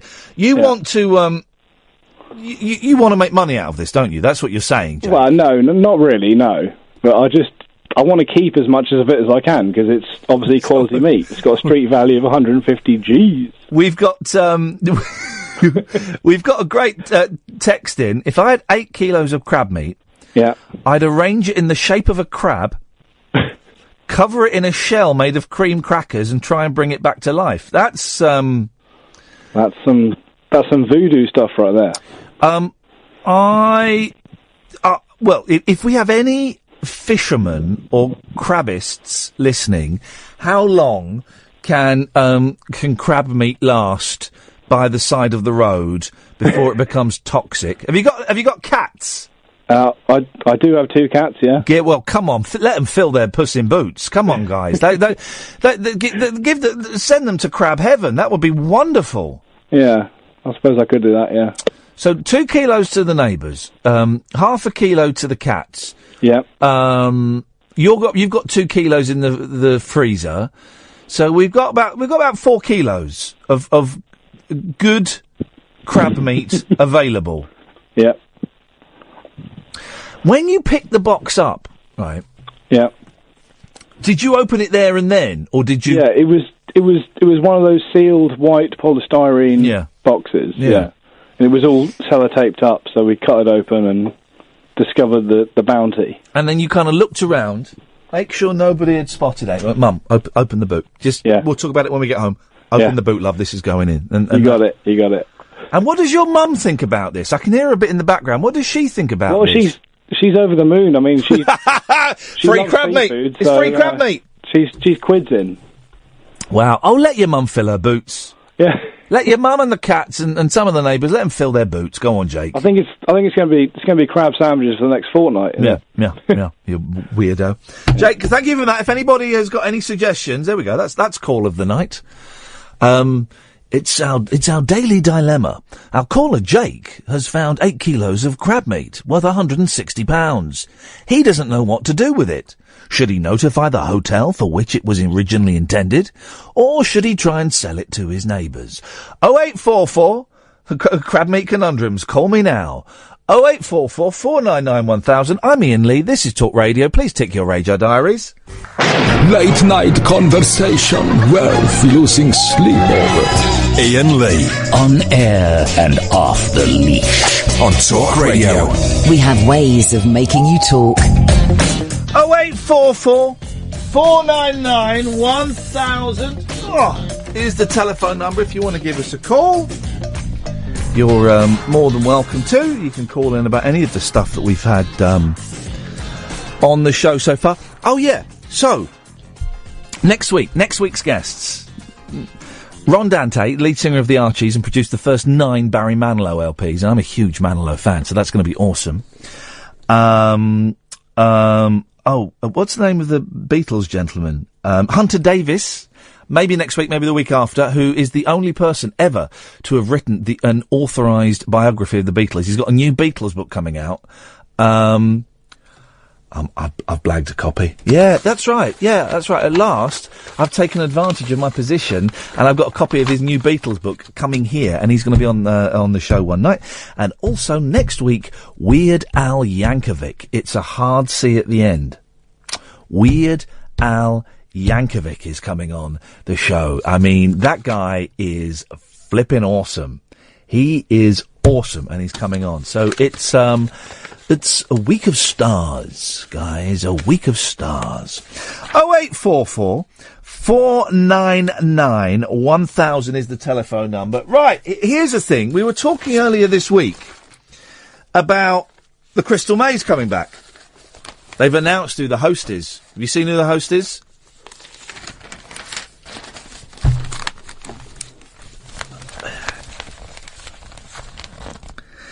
Stephen Merchant will be the host of cult game show The Crystal Maze when it returns to TV screens.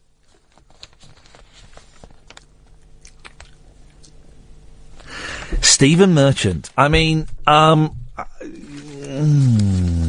Larry Kane's coming on, who the journo who toured with the Beatles. Stephen Merchant. I've met Stephen a few times. The first time he was very, very rude to me. And the last time he was very, very polite to me. Go figure. There was a gap of about 10 years in between those meetings, so I don't know. 0844 499 1000. Stephen Merchant will be the host of cult game show The Crystal Maze when it returns to TV screens.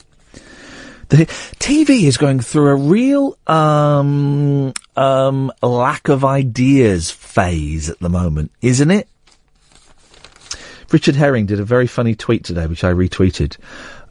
My fear would be that someone would make a new episode of Goodnight Sweetheart and not tell me about it, because it's been plugged everywhere. That was on tonight, I think, wasn't it, Goodnight Sweetheart? Wasn't it 9 o'clock tonight? I think.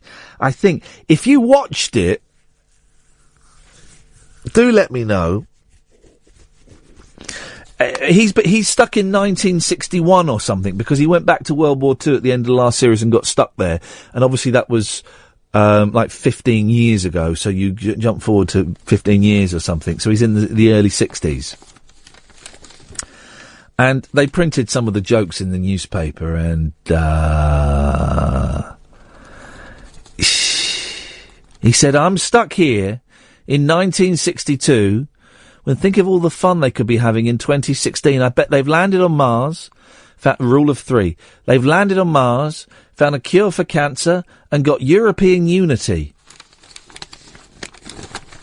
The joke is we haven't got European unity. You plonker, Rodney. This is what I meant to say yesterday. The show they should have brought back, is The Two of Us. Do you remember that with Nicholas Lyndhurst? It was a sitcom about middle class family, and I think they were trying to have a baby, I guess. And I had quite a crush on the girl, and it was Nicholas Lyndhurst and the girl. And she was quite tomboyish, but I had a bit of a crush on her. And her dad, I think, was played by Patrick Troughton, the second Doctor Who. Early 80s, I'm going to say 1984, ITV, something like that. I enjoyed that. It probably was rubbish. Probably was utter guff. But I you know, in our mind, we make these things better. The hit show will be making a one-off comeback later in the year for a celebrity special. You can't knock it, it's for cancer. Well, you still can, actually. It's like Comic Relief. Ain't funny. Can't knock Comic Relief. Particularly when you work at the BBC. So guys, what are you doing on your show for Comic Relief this year? Nothing. Oh, guys, we thought you could do a sponsored... How about you do a sponsored Stick That Up Your Jacksy? Guys, what are you doing on your show for Comic Relief? Guys, we thought it'd be really great fun if for Comic Relief you all dressed up on the breakfast show in your pyjamas. How about we just do our show? 'Cause Comic Relief ain't funny. The episode will go out as part of the Stand Up to Cancer Charity Week in October. Stephen said... As a huge fan of the original series... Oh, so that's a diss to Eddie Tempole Tudor. I'm honoured to support Stand Up to Cancer by hosting this edition of the Crystal Maze. And I really keep my fingers crossed that it gets big viewing figures so it gets commissioned for a series, and I get it. Jeez, it's people like that are putting professional presenters... That guy's a millionaire. He doesn't need to do that. I'm skint. I need to do that. I need to host that rubbish. He's a millionaire. Here's the thing, right? Here's what I would suggest. And this may be socialism, I don't know. But if you've got over £2 million, you're not allowed to do shows that there is a very slim chance I might be up for. How's about that? How's about that, then? Can't do that voice anymore. Sorry, that was inappropriate. 0844 499 1000 is the phone number. Kieran, stay there. Come to you after this. Ah, man alive. 0844 499 1000 is the telephone number. We call you back for the next 20 minutes. Then after that, we'll take calls straight to air. Shall we? Shall we, guys? Why the hell not? Let's go to Kieran. Good evening, Kieran. Hip, hip, hip. Hip, hip, hip. Kieran, what you got for us, boss? In the world, and I was thinking of something. Yeah.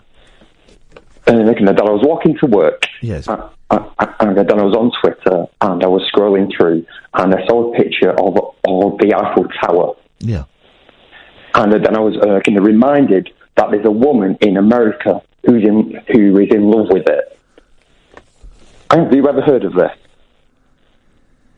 She's in love with... When you say in love with the Eiffel Tower, what you mean? Yeah. Passionate... Wants to marry it, love? Well, see, only because I thought that I drank this out at the time, and so then I went on to Wikipedia, and then I found out about her. I forgot her first name, but she's actually changed her last name to Eiffel Tower, so she's Miss Eiffel Tower.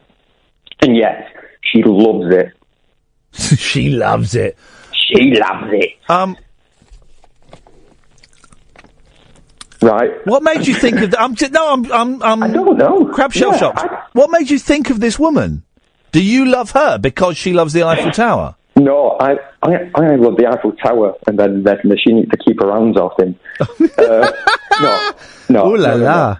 Oh la la. I think that's called a ménage à trois, and that is French, isn't it? So, yeah, that is. They love it. They invented it. They invented three-way sex. So then I was reading about this.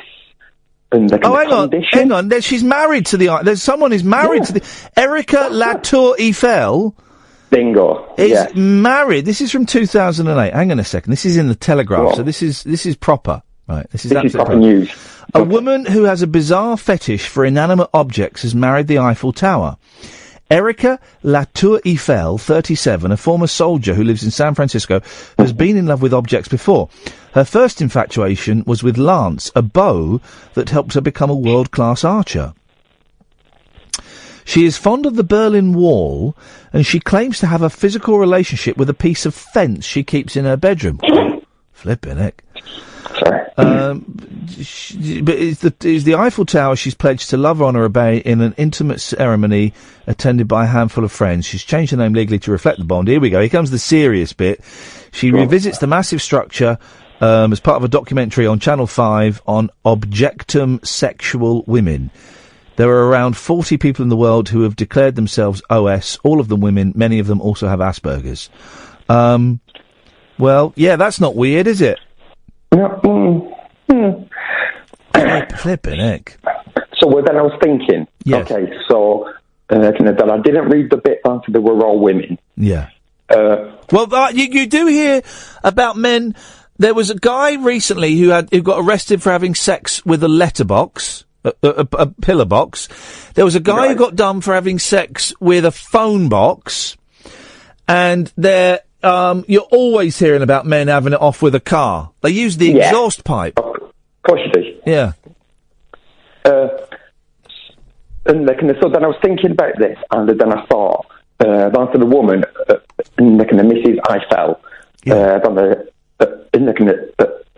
she was a soldier, and then I imagined that she was in the kind of relatively functioning, and then inverted commas, in the kind of normal. But then in one day, she saw something, and fell in, and then they fell in love with it, and she couldn't help it. That's what happened. So is there a chance that at any time, do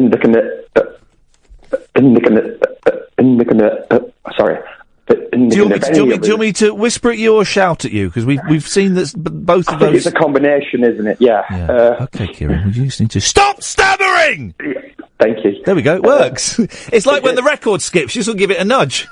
Yeah, exactly. And just like the phones, and when he hits in the jukebox. Exactly. Yeah. That's right. Yeah. I'm your phones, Kieran, and you're my jukebox. How does that make you feel? There'll be people who won't have heard the conversation last week going, Dear Ofcom, I was disgusted at the way that radio presenter shouted at the poor soul that had a stammer. Let them complain. It's okay. So then I was thinking that at any time, if anybody, they could be walking down the street, and something could snap in their brains, and they could have a chemical. They could have been balanced. Or they could just see like a really sexy looking bin. Yes. Like a really hot bin. Yeah. And you just think, it's like, sometimes you walk past, if you're a heterosexual man, you walk past thousands of women every day, but some point you'll see a really hot woman and you'll think, I want to marry her. And it might be the same with a bin. You just walk, you see bins, flipping it, look at that bin. Cool. So then I was thinking about this. Yeah. And answer your last caller, that he was kind of walking to work, and then he saw a crate of kind of crab meat. Yeah. And there's a very slight chance, very slight, that he could end up falling in love with it tonight. He did seem. That meat is very. He's obsessed with it. That meat is bad meat, right? Because crab meat turns very quickly anyway, right? It's naughty meat. It is very, very... It's the forbidden meat. Absolutely. Very, very naughty meat. Yeah. And yet he would not accept getting rid of the meat. He wasn't going to chuck it, was he? No. He wasn't going to chuck it. He wasn't going to give it to the right... He wasn't going to let the rightful owner know that he'd found it. No. Then have you ever heard of... I don't know, homeless people. Yeah. That he could have divvied it up. I don't think, Kieran, in fairness, I don't think you can give probably poisonous meat to homeless people. I mean, it solves a problem, but we're better than that, mate. We are better than that. No, I say that back, that it's just my gut kind of reaction that I want to help people. Well, it will be their gut kind of reaction, and we can't have that happening on the street. That's outrageous. No, so, that's what I was thinking today. So at any point, I'm just going to stop looking at things, I think.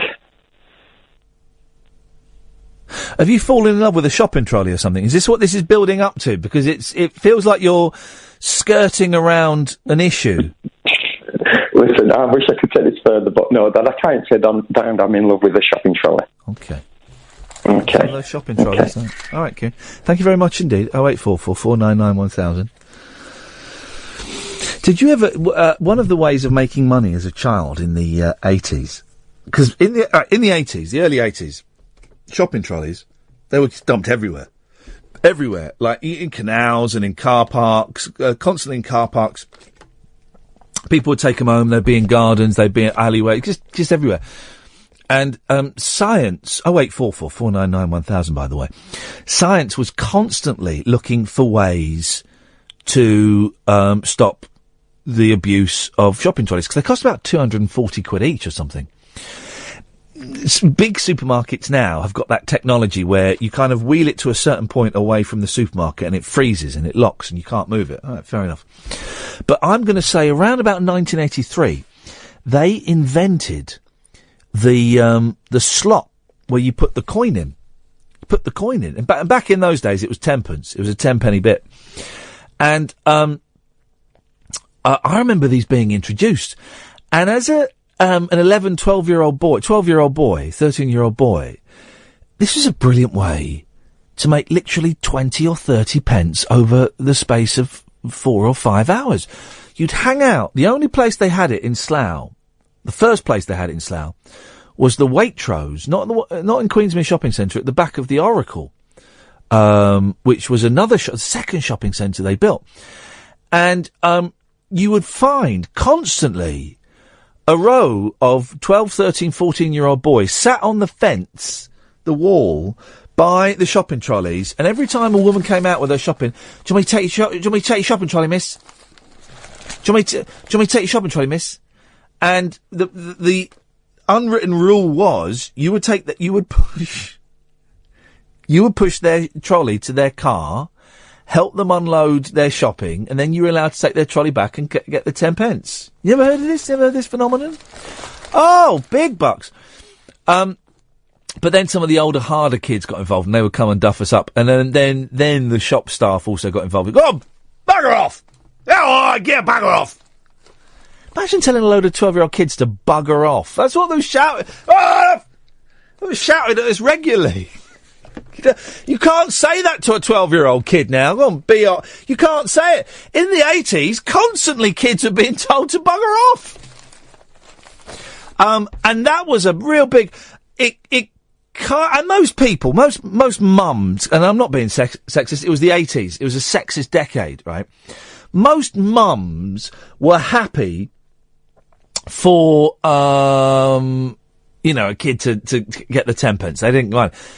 Things changed when it went up from 10 pence to a pound coin. That was about 1987, 86, 87. It went up to a pound coin. And it really was then very, very rare. Am I the only person that remembers this? 0844 499 1000. Then it was really rare for someone to let you take their trolley back and keep the quid. Or they'd let you take their trolley back and they'd expect the quid back. So you'd done all this work, pushed their trolley, taken the stuff out, put it in the boot of the car, taken the trolley back, and then they'd want their quid back. So you'd done all that work for absolutely nothing. But if you got two people that would let you do that, you got yourself £2. You know what I'm talking about, Pablo? Hip, hip, hip, indeed I do. Yeah, do you remember this? Because I'm getting blank faces here. Well, I know it, but it's quite a short-lived thing initially because people weren't used to it, so they wouldn't necessarily remember to ask for it back or get it back. But like you say, once you get up to the pound mark, it's really. I mean, you could get lucky and maybe get 2 hits, but that was a whole day waiting, and people wanted the pound back. I guess that people didn't want the 10 pence enough, and that's why they had to increase it to a pound, because people were still abandoning trolleys everywhere. Well, I suppose in many ways you're probably thinking, oh, I'm getting away with something here, but they're probably thinking, well, I've got rid of having to do something, and I've been able to tip for that 10 pence without having to do anything. Yeah. But, so did you go and do it with your mates then? Well, It was known of. I wouldn't necessarily do it myself. Oh, why? Was it only the rough kids that did it? Well, no. Well, because the other thing they introduced, which kind of stopped the shopping trolleys being stolen, was that kind of like magic magnetic strip. Yeah, what is that on the property? How does that work? I don't know whether they still have it now. Because obviously I live in the northeast, so people still, on a regular basis, still try and steal trolleys, and you often see people getting up to that divide bit, and they know where it is exactly, so they'll lift up the trolley and they'll walk past it. Yeah. And it seems to work. It's obviously a contact thing. I thought it might have been some sort of magnetic thing. I always thought it was like a pulse that was built under. This is genuinely what I thought. It was a pulse that was built under the supermarket that was like an electromagnetic field, and you couldn't go beyond it. Hang on a minute. So, Simon. Hello, Ian. Do you remember what we're talking about? What, shopping trolleys? Yeah, but taking them back and getting money. Well, I grew up in Scotland, and we used to take iron brew bottles back to the shop to get money. Well, now we used to. How much did you get? 5p? 10 pence, mate. Hey. 70s. We used to take those soda squirters back. Do you remember those? What, soda stream bottles? No, not the. Do you know what I mean, Pablo? Not the soda stream bottles. They're big, thick glass bottles with a white. The pot man would come round on his kind of milk float. No, not deliver pop round. Not even that. It was a big glass bottle, right, with carbonated water in, and it had a white plastic top and like a trigger at the top, and it would fire out carbonated water, and it was to go in like your whiskey or something. But what, like clowns do in that? Yeah, it was that. That's the things that clowns have got. Yeah, sarsaparilla type of stuff, is it all? Do you not remember those, Simon? No, mate, we were only that posh in Scotland. Well, we weren't that posh, and I don't remember anybody drinking whiskey. I don't know, there's northern not posh and there's southern not posh. I think with your canisters of pressurised carbon and whatnot. But everybody had those. But we lived on a council estate, and my dad never drank whiskey. I know my granddad would have like a couple of glasses when he came over, but we were always seemed to have loads of those bottles to take back. It was always iron brew or cream soda in Scotland. Cream soda, man alive. How the hell, Simon, do they make cream soda? Because that is the drink of kings, isn't it? I think they just put sugar and vanilla into fizzy water. It's a heady mix. You fan of the cream soda, Pablo? No, it's kind of just like ice cream in a glass. Now I'm going to have to cut you off, mate. Sorry, I'm sorry, Simon. I'm not going to have a pervert coming on. No, I mean that's wrong, mate. It's your greatest drink of God. On my wedding day, and we got the Rolls Royce from the church to the reception. My wife had a glass of champagne. I had a glass of cream soda. Beautiful. American cream soda. American cream soda. You know it.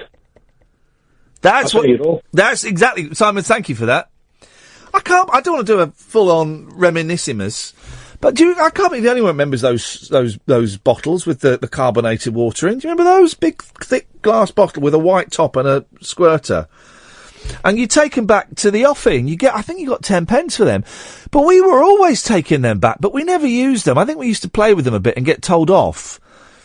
And when Grandad Bill came over, he'd have a couple of glasses of whiskey, and that would get. But I don't. Anyway, guys, don't call for a bit because after midnight it's calls straight to air. Who'd have thunk it? Talk Radio.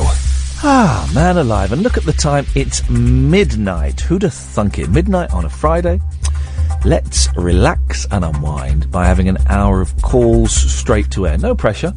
If you want to call in, you'd be more than welcome. I'm Iain Lee, this is Talk Radio, and it's time for the news. Late night, Iain Lee on Talk Radio. We have ways of making you talk. Line 1, you're on the wireless. Hello? Hello, you're on the air. Oh, hello. Hello. Hi, sorry. I was watching Periscope. Oh, okay. Hi, I just thought I'd just phone to say hello and that I'm really enjoying the show. Nice one, thanks very much. That's all right, no problem. And also, this is like the first week I've ever listened to you, and I think you're absolutely brilliant. Thank you very much again. Who is this? Who are you? Who are you? My name's Nat. Nat. Yes, Hello, N-A-T. Hello, Nat. How did you find the show? Well, I've listened to talk radio since it first come on the airwaves. Yeah. And it was like Monday. I was just listening to the radio and you came on, and then I kind of got into you. Oh, nice So one. I've always downloaded your podcast anyway. Oh, so. wicked. Well, I'm glad you found us. Do you ever see Andy Partridge walking around Swindon? No, I don't, but I did go to school with his daughter. Ladies and gentlemen, thank you. It all links back to XTC. Oh, nice one, Nat. Well, I'm glad you found us, and hopefully you'll stick with us. I certainly will do. Thanks, Ian. Thanks for calling. Bye-bye.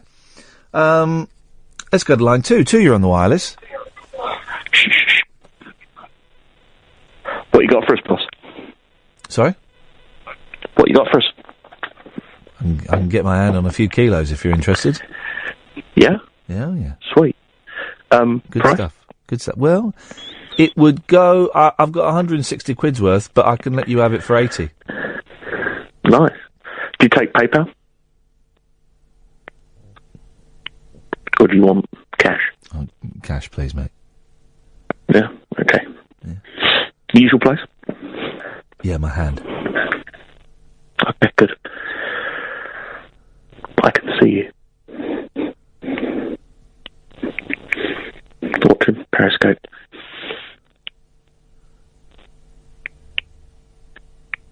Bye. Bye-bye. I had a really tense moment today. Since coming back from Scotland, I've had 3 Scottish tenors in my wallet. 3 Scottish tenors.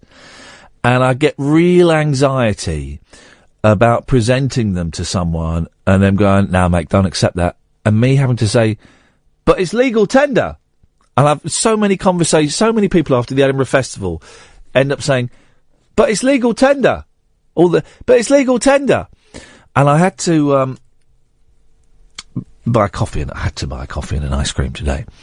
And it was a young lad serving at a kiosk. And all I had was, I was down to these 3 Scottish tenors. And I really thought, this isn't going to work. He's going to look at it and go, "What's that? What's that?" I thought, I can't do that. But it's legal tender. I'm sorry, I can't take that. But I think because he was young, he didn't have a clue. He took it. I could have given him anything. He took it, and the sense of relief when that tenner was changed into a British 5, an English 5, and English coins. Man alive. But it's legal tender. It's just the most stressful moment of my life. Yes, line 1. Yeah, I was wondering if you can sponsor my pet gay fish. Okay, line 2, you're on the wireless. Well, what about the weather? Is it gonna rain? You can ask without any reply. But ask about the flakes, that's a different matter. They'll always reply. They're tasty, tasty, very, very tasty. They're very tasty. How'd you like your eggs done? Can you see the milkman? You know you got a wasp in your ear. But ask about the flakes, that's a different matter. One thing you'll hear. They're tasty, tasty, very, very tasty. They're very Flakes. They're very tasty. Thank you. No, it was a noise he put down off the phone, wasn't it? I enjoyed that. It saves us, obviously, we have to, we can't keep mentioning products and stuff. So, I love the fact that guy's been calling for about 12 years and censors the Kellogg's, place. You know who was in that advert? One of Britain's biggest, documentary makers about gangs for Sky TV, Grant Mitchell. Yeah, Grant, you type that in on YouTube. Grant Mitchell's in it. You type that in on YouTube. Line 1, you're on the wireless. I've got a problem, Ian. Yes. You've been talking about crab meat this evening. Yeah. You do seem to be the person to come to for this kind of advice, so I'm just going to put it out there. Okay. In my fridge last night, I put some slices of pizza from a major pizza delivery chain. Yeah. They were purchased on Thursday night. Tonight, the plan was I was going to have them with some chips. Yeah. The pizza was going to be reheated. Yeah. Okay. Instead, we went out for a meal. It was a delicious meal. Yep. At a chain restaurant. It was very nice. Yeah, of course. The quandary I have now is I've eaten a lot of food. Yeah. I have yesterday's pizza in the fridge. It is now the day before yesterday's pizza. Yeah. Can I reheat that pizza tomorrow? Or will I die? You can have it for breakfast. I don't want pizza for breakfast. I bought some Crunchy Nut cornflakes. You can have it for lunch, you can't have it for dinner. If you have it for dinner, you'll die. Lunch will be alright. It'll just be a little bit solid. I was also considering letting my child have a slice. Oh, yeah, those guys. If it doesn't kill them, fingers crossed, touch wood, it'll make them stronger. Well, I hope it doesn't do that. I mean, should it make her stronger? I mean, if her mother's anything to go by, she could end up hitting me, but I suppose, yeah, I'm a little bit more satisfied with my lot in life now, Ian. Well, I'm glad I was able to help. Did you find that advert? You found the advert with him in? With Grant Mitchell in? Ah, dear. Oh, look, we've got another call. Line 2, you're on the wireless. Hello, Ian, it's Dave. Hello, Dave, it's Ian. Hello, mate. You all right? No, I'm not. I was hoping I could play. Oh, no. I was hoping I could play a song at the start of the hour, so I could go for a waz. But we've had a. No, you've got me instead. We've had a steady stream of calls. Fruit and Fibre. It was Fruit and Fibre with Grant Mitchell. I do apologise. Oh, well, I've got a bit of a confession to make. Uh-oh. I've become the person that I hate. I went to a gig tonight, and you know how there's always that dick at the back of the crowd talking? Yeah. That was me tonight. Well, we might be able to make you feel better about yourself. Who was playing? Go on. A guy called Jeffrey Lewis. Jeffrey Lewis? Wasn't he in? Lewis. Wasn't he in Heidi High? Wasn't he the tall, thin comedian that worked with Ted Bovis? I think that was Jeffrey Holland. It was Jeffrey Holland. Well played. I genuinely thought, all right, the first rule of comedy, Spike, never turn your back on the audience. Yes. But, bizarrely enough, one of the things we spoke about tonight was Heidi High. That is so strange. Why have they not remade one of those when they've remade one of every other crap British sitcom from the last 40 years? So what have they done? They've done Porridge, Goodnight Sweetheart, Are You Being Served? Sickness in Health, or Till Death Us Do Part they've done. I was thinking about this. I don't think there are any funny British sitcoms. Well, the last great one, I really like Peep Show. I've never seen Peep Show. Peep Show, I think, is one of the greatest British sitcoms ever. It's so clever and smart and cynical, but you should give it a go. I know that all members of the cast of The Persuasionists volunteered our services at a greatly reduced rate, and that was ignored. I never saw The Persuasionists. Yeah, well, you know. I know, I'm one of the very few that didn't. Yes. Smash it that it was. Where were you guys? It was literally the programme that nobody could stop talking about. Oh, never dear, oh dear. Well, I hope we've answered. Well, so what were you were talking about? Why were you talking? Was it because the gig was rubbish? Not especially. I don't know, but I found that I just started doing that, and I got a few glares. Yeah. And I was a bit disappointed with myself that I've become that person. Yeah. You should have stepped outside. I wasn't. Although you were mentioned as well. What? I wasn't there. I wasn't talking during the gig. You weren't there, but one of the people I was talking to, your name cropped up because he converted some Monkeys footage for you a few years ago or something like that. And did he do it? Go on. We were talking about old formats like old Betamax and VHS and something called pneumatic video, which I hadn't heard of. Yeah. And your name got mentioned. Isn't that weird? It isn't that weird. It is. I'm trying to find his name. Don't tell me. Michael. Yes. Yeah, it was Michael. Yeah. Mate. Yeah, that was him. Lovely guy. Yeah, he's a lovely guy. Yeah, he did me a great favour and converted. No, he didn't do the new. Did he? No, he did do the pneumatic. Yeah, he did. It was just this old. God, listen to us old farts. banging on. Well, I've never met him, but he's in fact, I've got to write to him because he's still got my bits and pieces. It was very kind of him to do it, and next time you see him, tell him I said hello. I will do, mate. Nice one, Dave. Well, good. Always a pleasure. Thank you very much indeed, although I don't really want to be associated with people who talk at the back of gigs. That's just rude. Line 1, you're on the wireless. Oh. Line 2, you're on the wireless. Hello, Ian. How are you? I'm very well. How are you, line 2? Good stuff. I'm fine, thank you. Long-time listener, but I've been listening to your podcasts recently because I've very rarely get a chance to listen to you live, but tonight I'm listening live. Tonight's been a good show as well.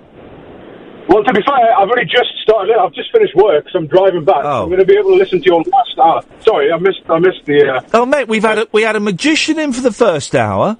We had the landlord of a haunted pub in for the second hour, and we had one of the actual ghosts from the haunted pub phoning up. Wow! Which haunted pub was that? It's hang on. The Schooner Inn in Northumberland. No, it's Bait Hall in Macclesfield. There's some lovely ghosts at the Schooner Inn in Northumberland, I must say. I love me ghosts, me. Love me ghosts. Yeah, they're really friendly. Not as friendly as Casper. No, but, but still. Casper was Casper was an annoying ghost. Casper was an annoying ghost. People are saying that was the ghost of Richie Rich.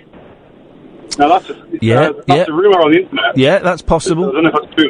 That's possible. Anyway, I've been looking at your Twitter bits and bobs. Yeah. And I noticed that you were speaking to Limmy regarding Grand Theft Auto 5. Limmy, who was on the show about a month ago, he's obsessed with Grand Theft Auto 5. I'm actually one of the people that play with him live on his live stream. Could you? Can you do me a favour, right? And I will pay you for this. Yeah. Can you, during one of the games, right? This is genuine, right? Yeah. Can you assassinate Limmy? But then he might kick me out of his. Well, mate. Well, that's running a risk, isn't it? Yeah, that's the thing. Are you prepared? Do you know, I was tempted to buy, because I've got it on Xbox, but I was tempted to buy a PlayStation 4, just so I could go and assassinate him. Yeah. Well, you need to. Well, that wouldn't be very nice, but I'm sure he would allow it. But he gets very angry when people blow him up and shoot him and things like that. And he's also, I think he's recently got rid of a lot of people on his team. Yeah. Because they're, not as good. So I don't really want to run the risk because they're not as good. I love it. Assassinate him, right? Quite fun. Assassinate him and stand over his body. Told me to. Stand over and say Iain Lee sent me.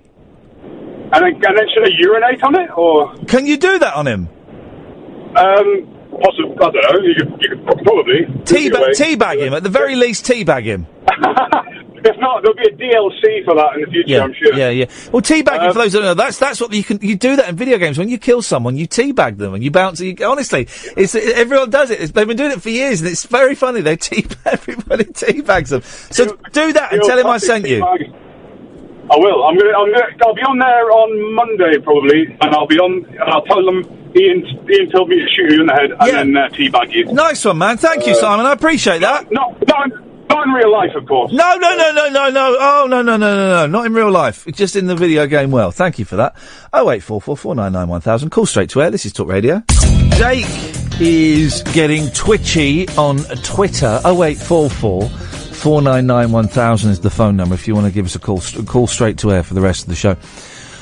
Jake is the crab meat guy. Imagine that. That's how he's going to be remembered forever. Is the crab meat guy. I mean, of all the monikers you could have, the crab. Hey, if he meets any other listeners, they go, "Hello, you ever called in?" "Yeah, I'm Jake." "No." "Yeah, Jake, I've called in a few times." "No, doesn't." "You may know me as the crab meat guy." "Oh, yeah, you're that guy." Yeah. He's on Twitter saying, "I still need some advice." On crab meat, if your listeners can help. Mate, you've got stolen, poisonous crab meat, you're probably going to die. And when you die, you're going to go to hell because you stole it. So, 0844 499 1000. Call straight to air. We don't call you back after midnight on a Friday. Line 1, you're on the wireless. All right, Ian, as you were. Thank you. At ease. How are you, sir? Stand down, boys. Stand down, sir. Stand down. Scottish pounds, Ian. Yes. I love them. I love Scottish pounds. I'm going up to Scotland in a couple of weekends' time. You thought you could get the Scottish pound. Are we sticking with the Scottish accent? Because we went in 30 seconds into it. Are you going to stick with it, or are you going to? Yeah, all right. Yeah, I'm going to get some Scottish pounds when I go up there. No, I haven't prepared for it. I might sound racist. I don't think it sounds racist by doing a Scottish accent. I'm a wee lassie from Kilkenny. Doing the Scottish accent. I'm a wee lassie from Kilkenny, and I'll touch your bum for a fiver. Why do you like them so much? What? Why do you like them? I thought they fill me with. When I remember, Kath was there when the money came out of the hole in the wall, and as it came out, I was going, "Oh no! Oh no, it's brilliant though. Do you know why it's brilliant? Because you get the note, you come back down here to London, and then you go to a restaurant, and you have your food. You eat it all, every last bit, and you wipe all the little bits up with the bread. You drink everything. There's a wee bit of scran. Nothing left at all. Absolutely nothing. Not a crumb. And then they ask you, would you want to pay by cash or by card? And you say, by cash. I've not got no card. I'll pay by cash. Yeah, exactly. You haven't got card. You got nothing else. With Scottish pounds on the table. They're like, no, I'm sorry, we only take pounds. Hey, they are pounds. No, we only take British pounds. No, they are British. Scotland's in Britain. We said, no, we don't accept that. I was like, you massive ball bag! It's all I've got. What am I supposed to do? Well, I've got, no, you can't pay. I'm going to call the police. Well, the police will tell you it's legal tender. And then he can start saying legal tender over and over again. Legal tender.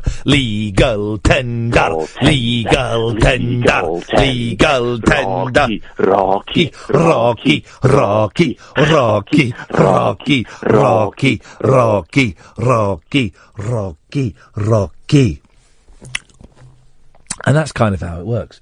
0844 499 1000 if you want to call and talk about any of those things. It was just literally the money was coming out and I could see it coming out. I was going, oh no, I forgot. Oh no.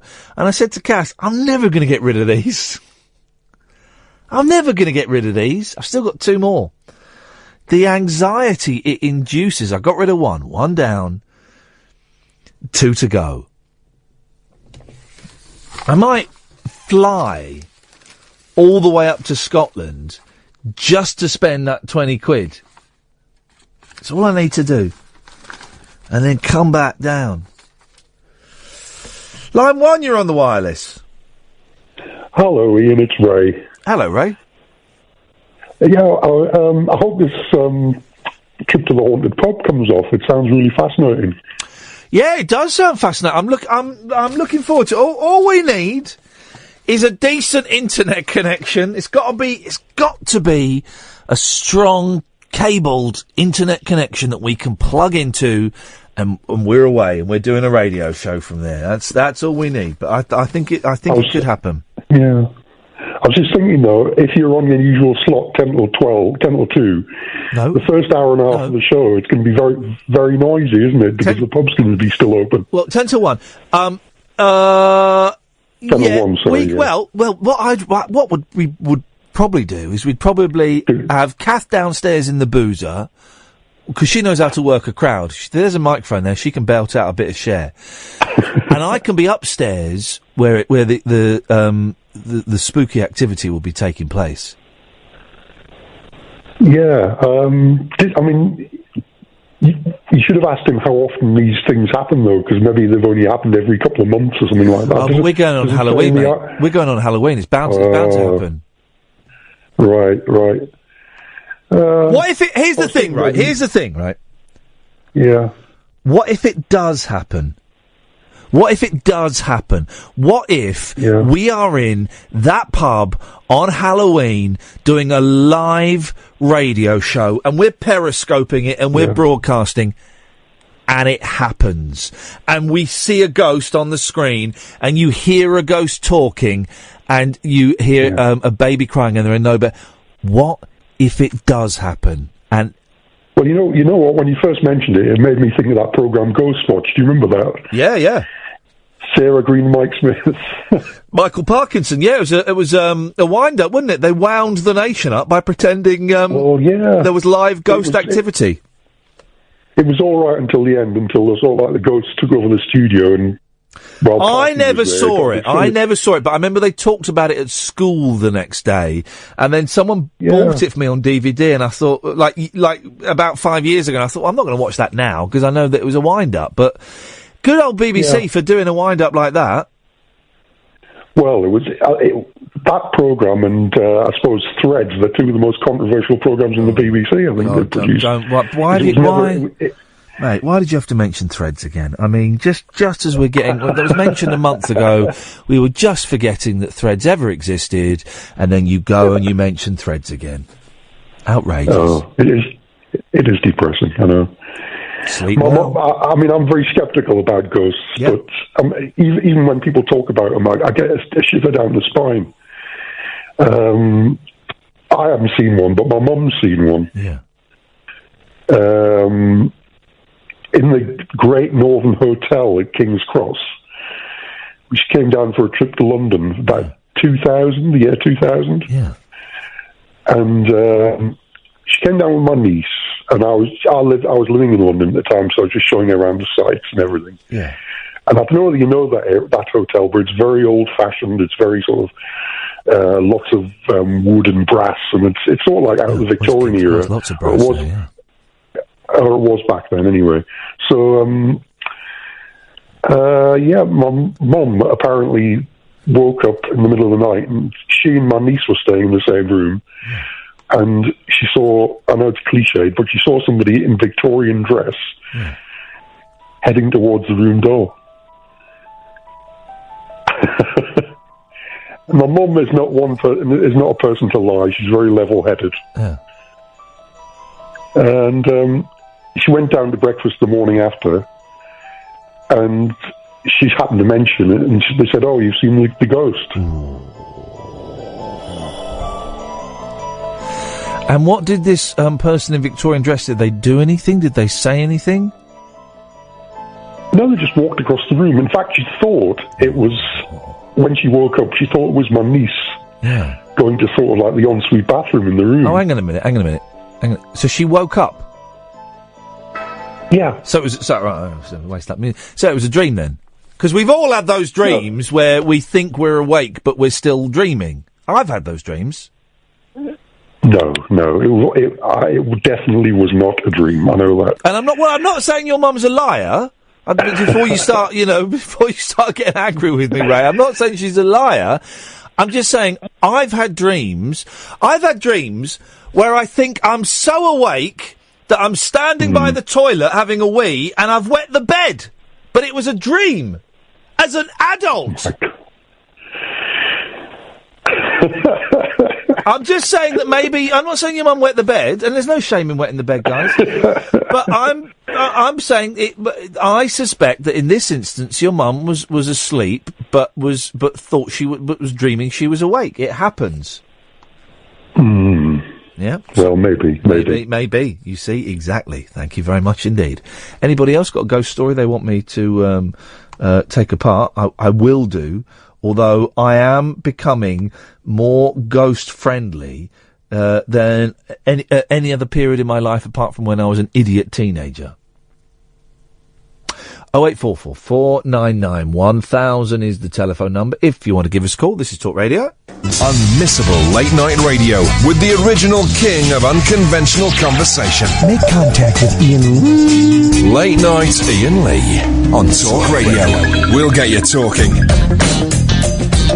Last 30 minutes of the show, guys. I didn't get my chance to have my wee, and I fear I may not until 1 o'clock. These things happen. These things happen. 0844 499 1000 is the phone number if you want to give us a call. Don't forget, you can download the podcasts if you go to iTunes and type in Iain Lee, Iain Lee. They'll pop up and you can subscribe to them there. We've just put up the Neil Hannon one and Best Bits of Yesterday, and there's also Dean Torrance has gone up from Jan and Dean. That was fun. Dean Torrance from Jan and Dean, man alive. And we try and put one podcast, well, we do put at least one podcast up every day. And if we interview somebody, or there is a particularly hilarious part of the show, we'll whack that up as well. I put some of them up on my YouTube channel, but I can never remember what it's called. It's either I think it's Mr. Iain Lee, or is it The Iain Lee? Mr. Iain Lee, I don't know. The reason it's Mr. Iain Lee on YouTube is because I owned Iain Lee on YouTube, right? And then I mistakenly, like an idiot, deleted that YouTube channel. I deleted the Gmail account that was associated with it. And that deleted the YouTube channel. I didn't work that out until ages later. And then I was like, oh, balls. And now I can't start a channel called Iain Lee again because I had one and... Line 1, you're on the wireless. Hello? Oh, Iain. Yes? Are you talking about ghosts tonight? I've only just turned on. The radio. We're talking about anything that anyone wants to talk about. Where have you been all evening? Okay. Why have you only just turned on? Well, I've been travelling. What do you mean to a radio. Travelling from where to whence? From a pub in Chertsey. Well, you've been to in my the pub. Boat in Weybridge. You've been at the pub. That's what you mean. Yeah, only playing darts though, Iain. Here's the thing. Pint. I didn't steal. I found a dartboard in the TalkSport Skip about 3 weeks ago. Yeah. Right, it's a perfectly good, decent dartboard, and a windmill. Huh? A windmill. I don't know. Yeah, sure. Why not? And the part of me that comes from my dad went, I'm having that.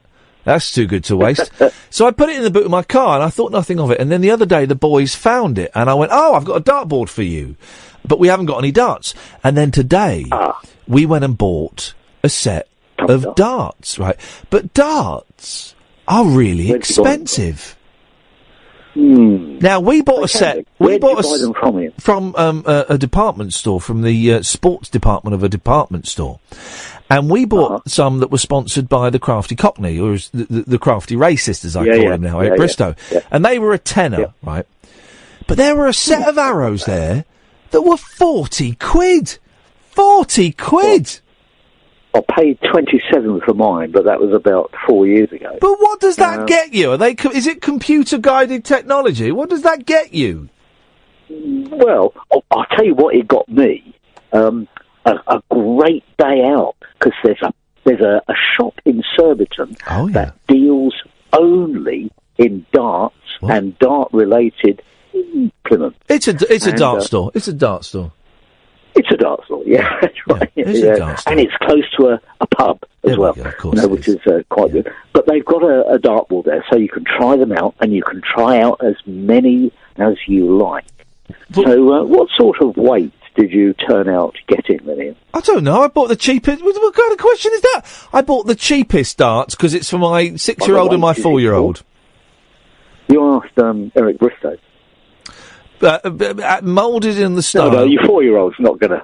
No. Well, have they actually played yet, then, Iain? No, not yet. We're going to play it on Sunday, because I'm out all day tomorrow, going to Birmingham tomorrow to interview some Gary Glitter fans, and maybe one of the Glitter bands. But they've not got back, so that might not be happening. So Sunday we're going to hang up the dartboard on the shed door, and we're going to play some darts. Excellent. What are you like at adding up and taking away? Oh, absolutely terrible, but we'll get some chalk and we'll write on the wall next to it, and my eldest likes doing maths, so he'll love it. He'll love it. When you say maths, do you actually mean arithmetic? No, I mean maths. Oh, what? Calculus and all that sort of thing. No, I mean maths. Why are you being a bellend? I mean maths. Because you're a pedant as well. I'm not a pedant. Well, I mean maths is adding up and taking away. No, it isn't. That's arithmetic. It's maths, you muppet. No, it isn't. Of course it is.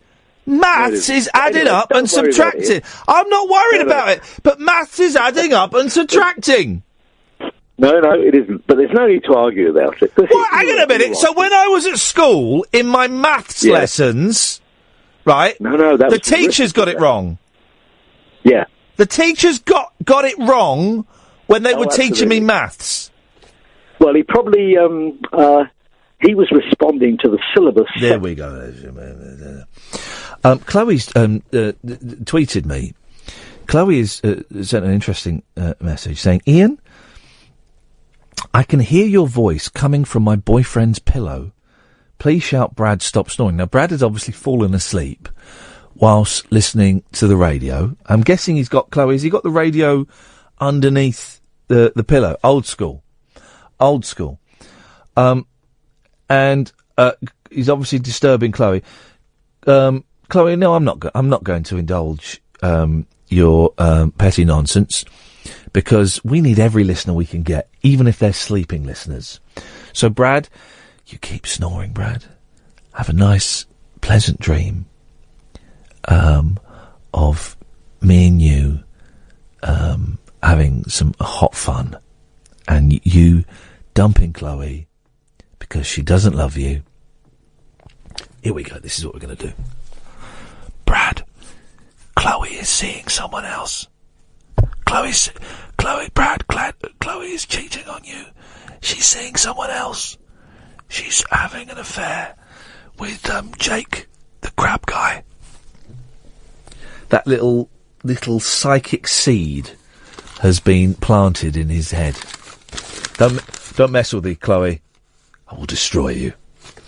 0844 499 1000 is the telephone number. For the last hour on Fridays, generally, we take calls straight to air, and tonight it's been very, very busy, and they've all been excellent. Another 20 minutes to go, though, if you want to take part. If not, we'll sit and I'll talk about rubbish that's in the papers. 0844 499 1000. This is Talk Radio. 0844 499 1000 is the telephone number if you want to give me a call. Neil is saying on Twitter, we call maths numeracy in school now.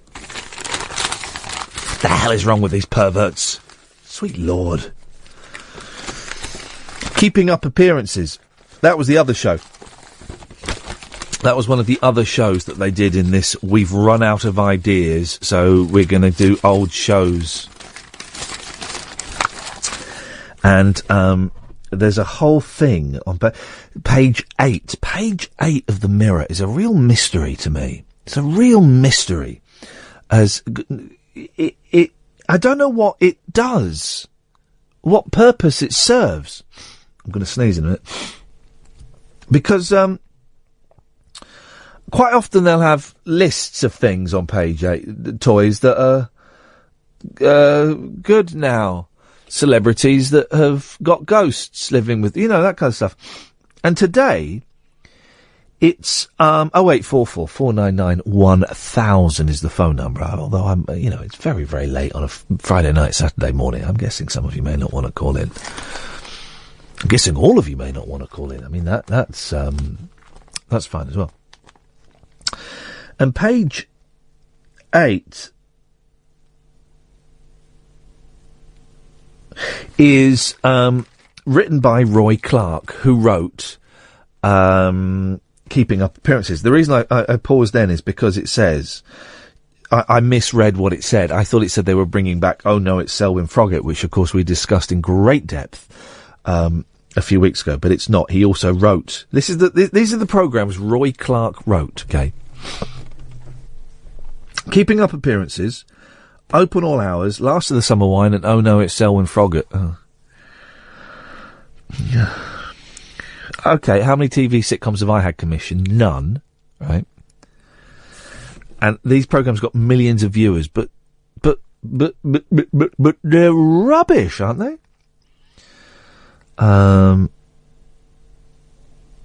I once wrote a pilot for a sitcom, he says. It was called Keeping Up Appearances. I pinched its main character largely from life. Anyway, and there's a prequel to Keeping Up Appearances. And it looks like her dad is played by Paul Young, the pop singer. I don't think it is, but it looks like it. But like a moon-faced Paul Young. Line 1, you're on the wireless. Hi, remember that Dick Garabo thing I mentioned earlier? Oh, yeah. Just one thing I was going to say. He does straight to air as well. Oh! He does, suddenly. For the last 10 minutes of the show, he does straight to air. And the way he does it is not like, he's basically like the way you say, line 1, you're on the wireless. Instead of saying that, he'll say, give Dick a rest. And then the caller will say something for about 10 seconds. And then he'll be off. And then he'll say, give Dick a rest. Give Dick a rest? It's basically, give Dick a rest, it is. That's his catchphrase. Why is he giving Dick a rest? Well, it's basically a guy, he used to have a producer called Dick. Okay, I see. The idea was he would, be giving him a rest because he wouldn't be taking calls anymore. But he's got a new he's got a new producer now, but he still says that. Well, because Dick's is like penis, isn't it? So that would be. Yeah. Is it any good? Well, I've dipped in and out. I mean, I don't want to say it's great because you might. I don't know. It's different, but it's not. It's a very. I mean, American talk radio is very. It's very. You think there's so many stations to be a lot of variety, but it's nearly all political. Yeah. Like Rush Limbaugh and all those guys. Even more than here, to be honest. But yeah, that particular station is quite different, and it's sort of a mix between talk radio and sort of a blokier version of talk sport. It is very blokey at times, to be honest. That's one thing, that you might not like about it. I did ask in the end Alex Jones, not from the One Show, the American, to come on the show. Oh yeah. And he didn't reply, so I take that as... I'm just checking to make sure I didn't miss his reply, because I've missed a lot of tweets recently. But he didn't reply, so I think we take that as a no. Don't we? Is that we take that as a no, don't we? Or maybe, yeah, we think we take that as a no. One other thing. Yeah. Who out of men and women, who speaks the most in a day? Who says the most words? What This is what in general? Yeah, in general. If you added up if you counted the number of words the average man says versus the average woman, which would be more? Men. Really? Do you not know do you know the answer? No, I'm just getting. I mean, this is. I thought you had the figures in front of you. Nick Abbott used to say a lot. Nick Abbott used to say this all the time. He used to always say that men don't say anything because you're basically contradicting him. He used to say men don't say anything because in past history, men used to be the hunters and gatherers. So if they started talking a lot, then it would scare away the prey. That's why men learn. Nick Abbott does talk some utter rubbish sometimes. I mean, he's brilliant. He's one of the best, in the world at this. But he does spout some guff sometimes. I mean, I think that was his argument why there were very few. Do you know any female late night talk show hosts? I've never heard of one. But I don't think that's. I don't think that's because men, whoever speak more than it's because radio bosses are really lazy and really old-fashioned, and they don't like hiring women. I mean, the only woman we've got here in the weekday schedule is Julia Hartley-Brewer, and if you've ever met her, she's got bigger balls than I have. Literally.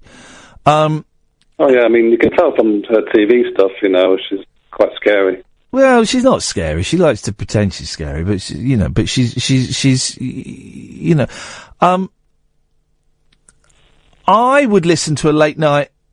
I listen to people if they're good. I don't care if they're men or women, but you do find in this industry that people kind of get pigeonholed in traditional places. Like it will generally be a woman presenting a sex and relationship show as opposed to a man, and it will generally, with exceptions, and the BBC are kind of bucking this trend a bit, it will generally be men presenting a sports-based show. But there aren't many women presenting talk radio shows, I mean speech radio shows, and I just think that's because bosses are lazy, and there's this weird kind of thought process in radio that people don't want to hear women talking. Women actually trying to get into the business, though. Yeah. Women are being turned away. I've been giving talks at colleges and stuff, and whenever Kath is available, I make sure Kath comes along as well, because I think it's important for young women to see a woman who is making a living out of this industry. But I have given talks at colleges with, you know, women, girls, you know, 16, 17, 18, who have been told that they should stop trying to pursue a career as a presenter because they won't get anywhere, and they should focus on being a producer or a reporter. And that's outrageous. You know, that's outrageous that is still being, you know, my generation got it wrong. We muffed it up, and we didn't get the balance right. But, see, I think Petri Hoskin is brilliant, right, who was an LBC, and she left there to go off and do whatever it is she's going to go and do. But I thought she was a good speech radio presenter. Catherine's a good speech radio presenter, you know. They are, of course they can do it. Of course they can do it. Yeah, I mean, the ones we've heard are great, just that, you know, they don't seem to get, you know, the great slot. No. You know,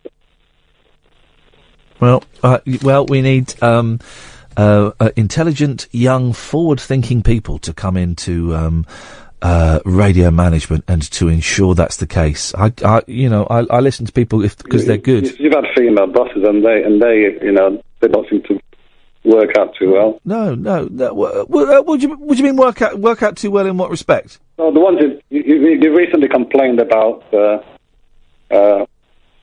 ones you had at the BBC. Oh, but I'll complain about every ex-boss. You know, whether I've had more male bosses than female bosses. The only female boss I had was at the BBC. It worked out about average, in that I was there for 4 years, 3.5, 4 years. That's about average. You know, I don't think it wasn't specifically her fault. It was people higher up the food chain, as it invariably is. But I've got no qualms of working with, or I think personally I work better with a female producer, and I've always thought that.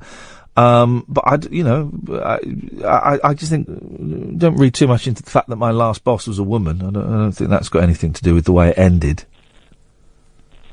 I mean, it probably would have been the same if, you know, regardless of the sex, I suppose. It wasn't her that called it out. It was, is it Stuart Hall? No, not Stuart Hall. He's the paedophile.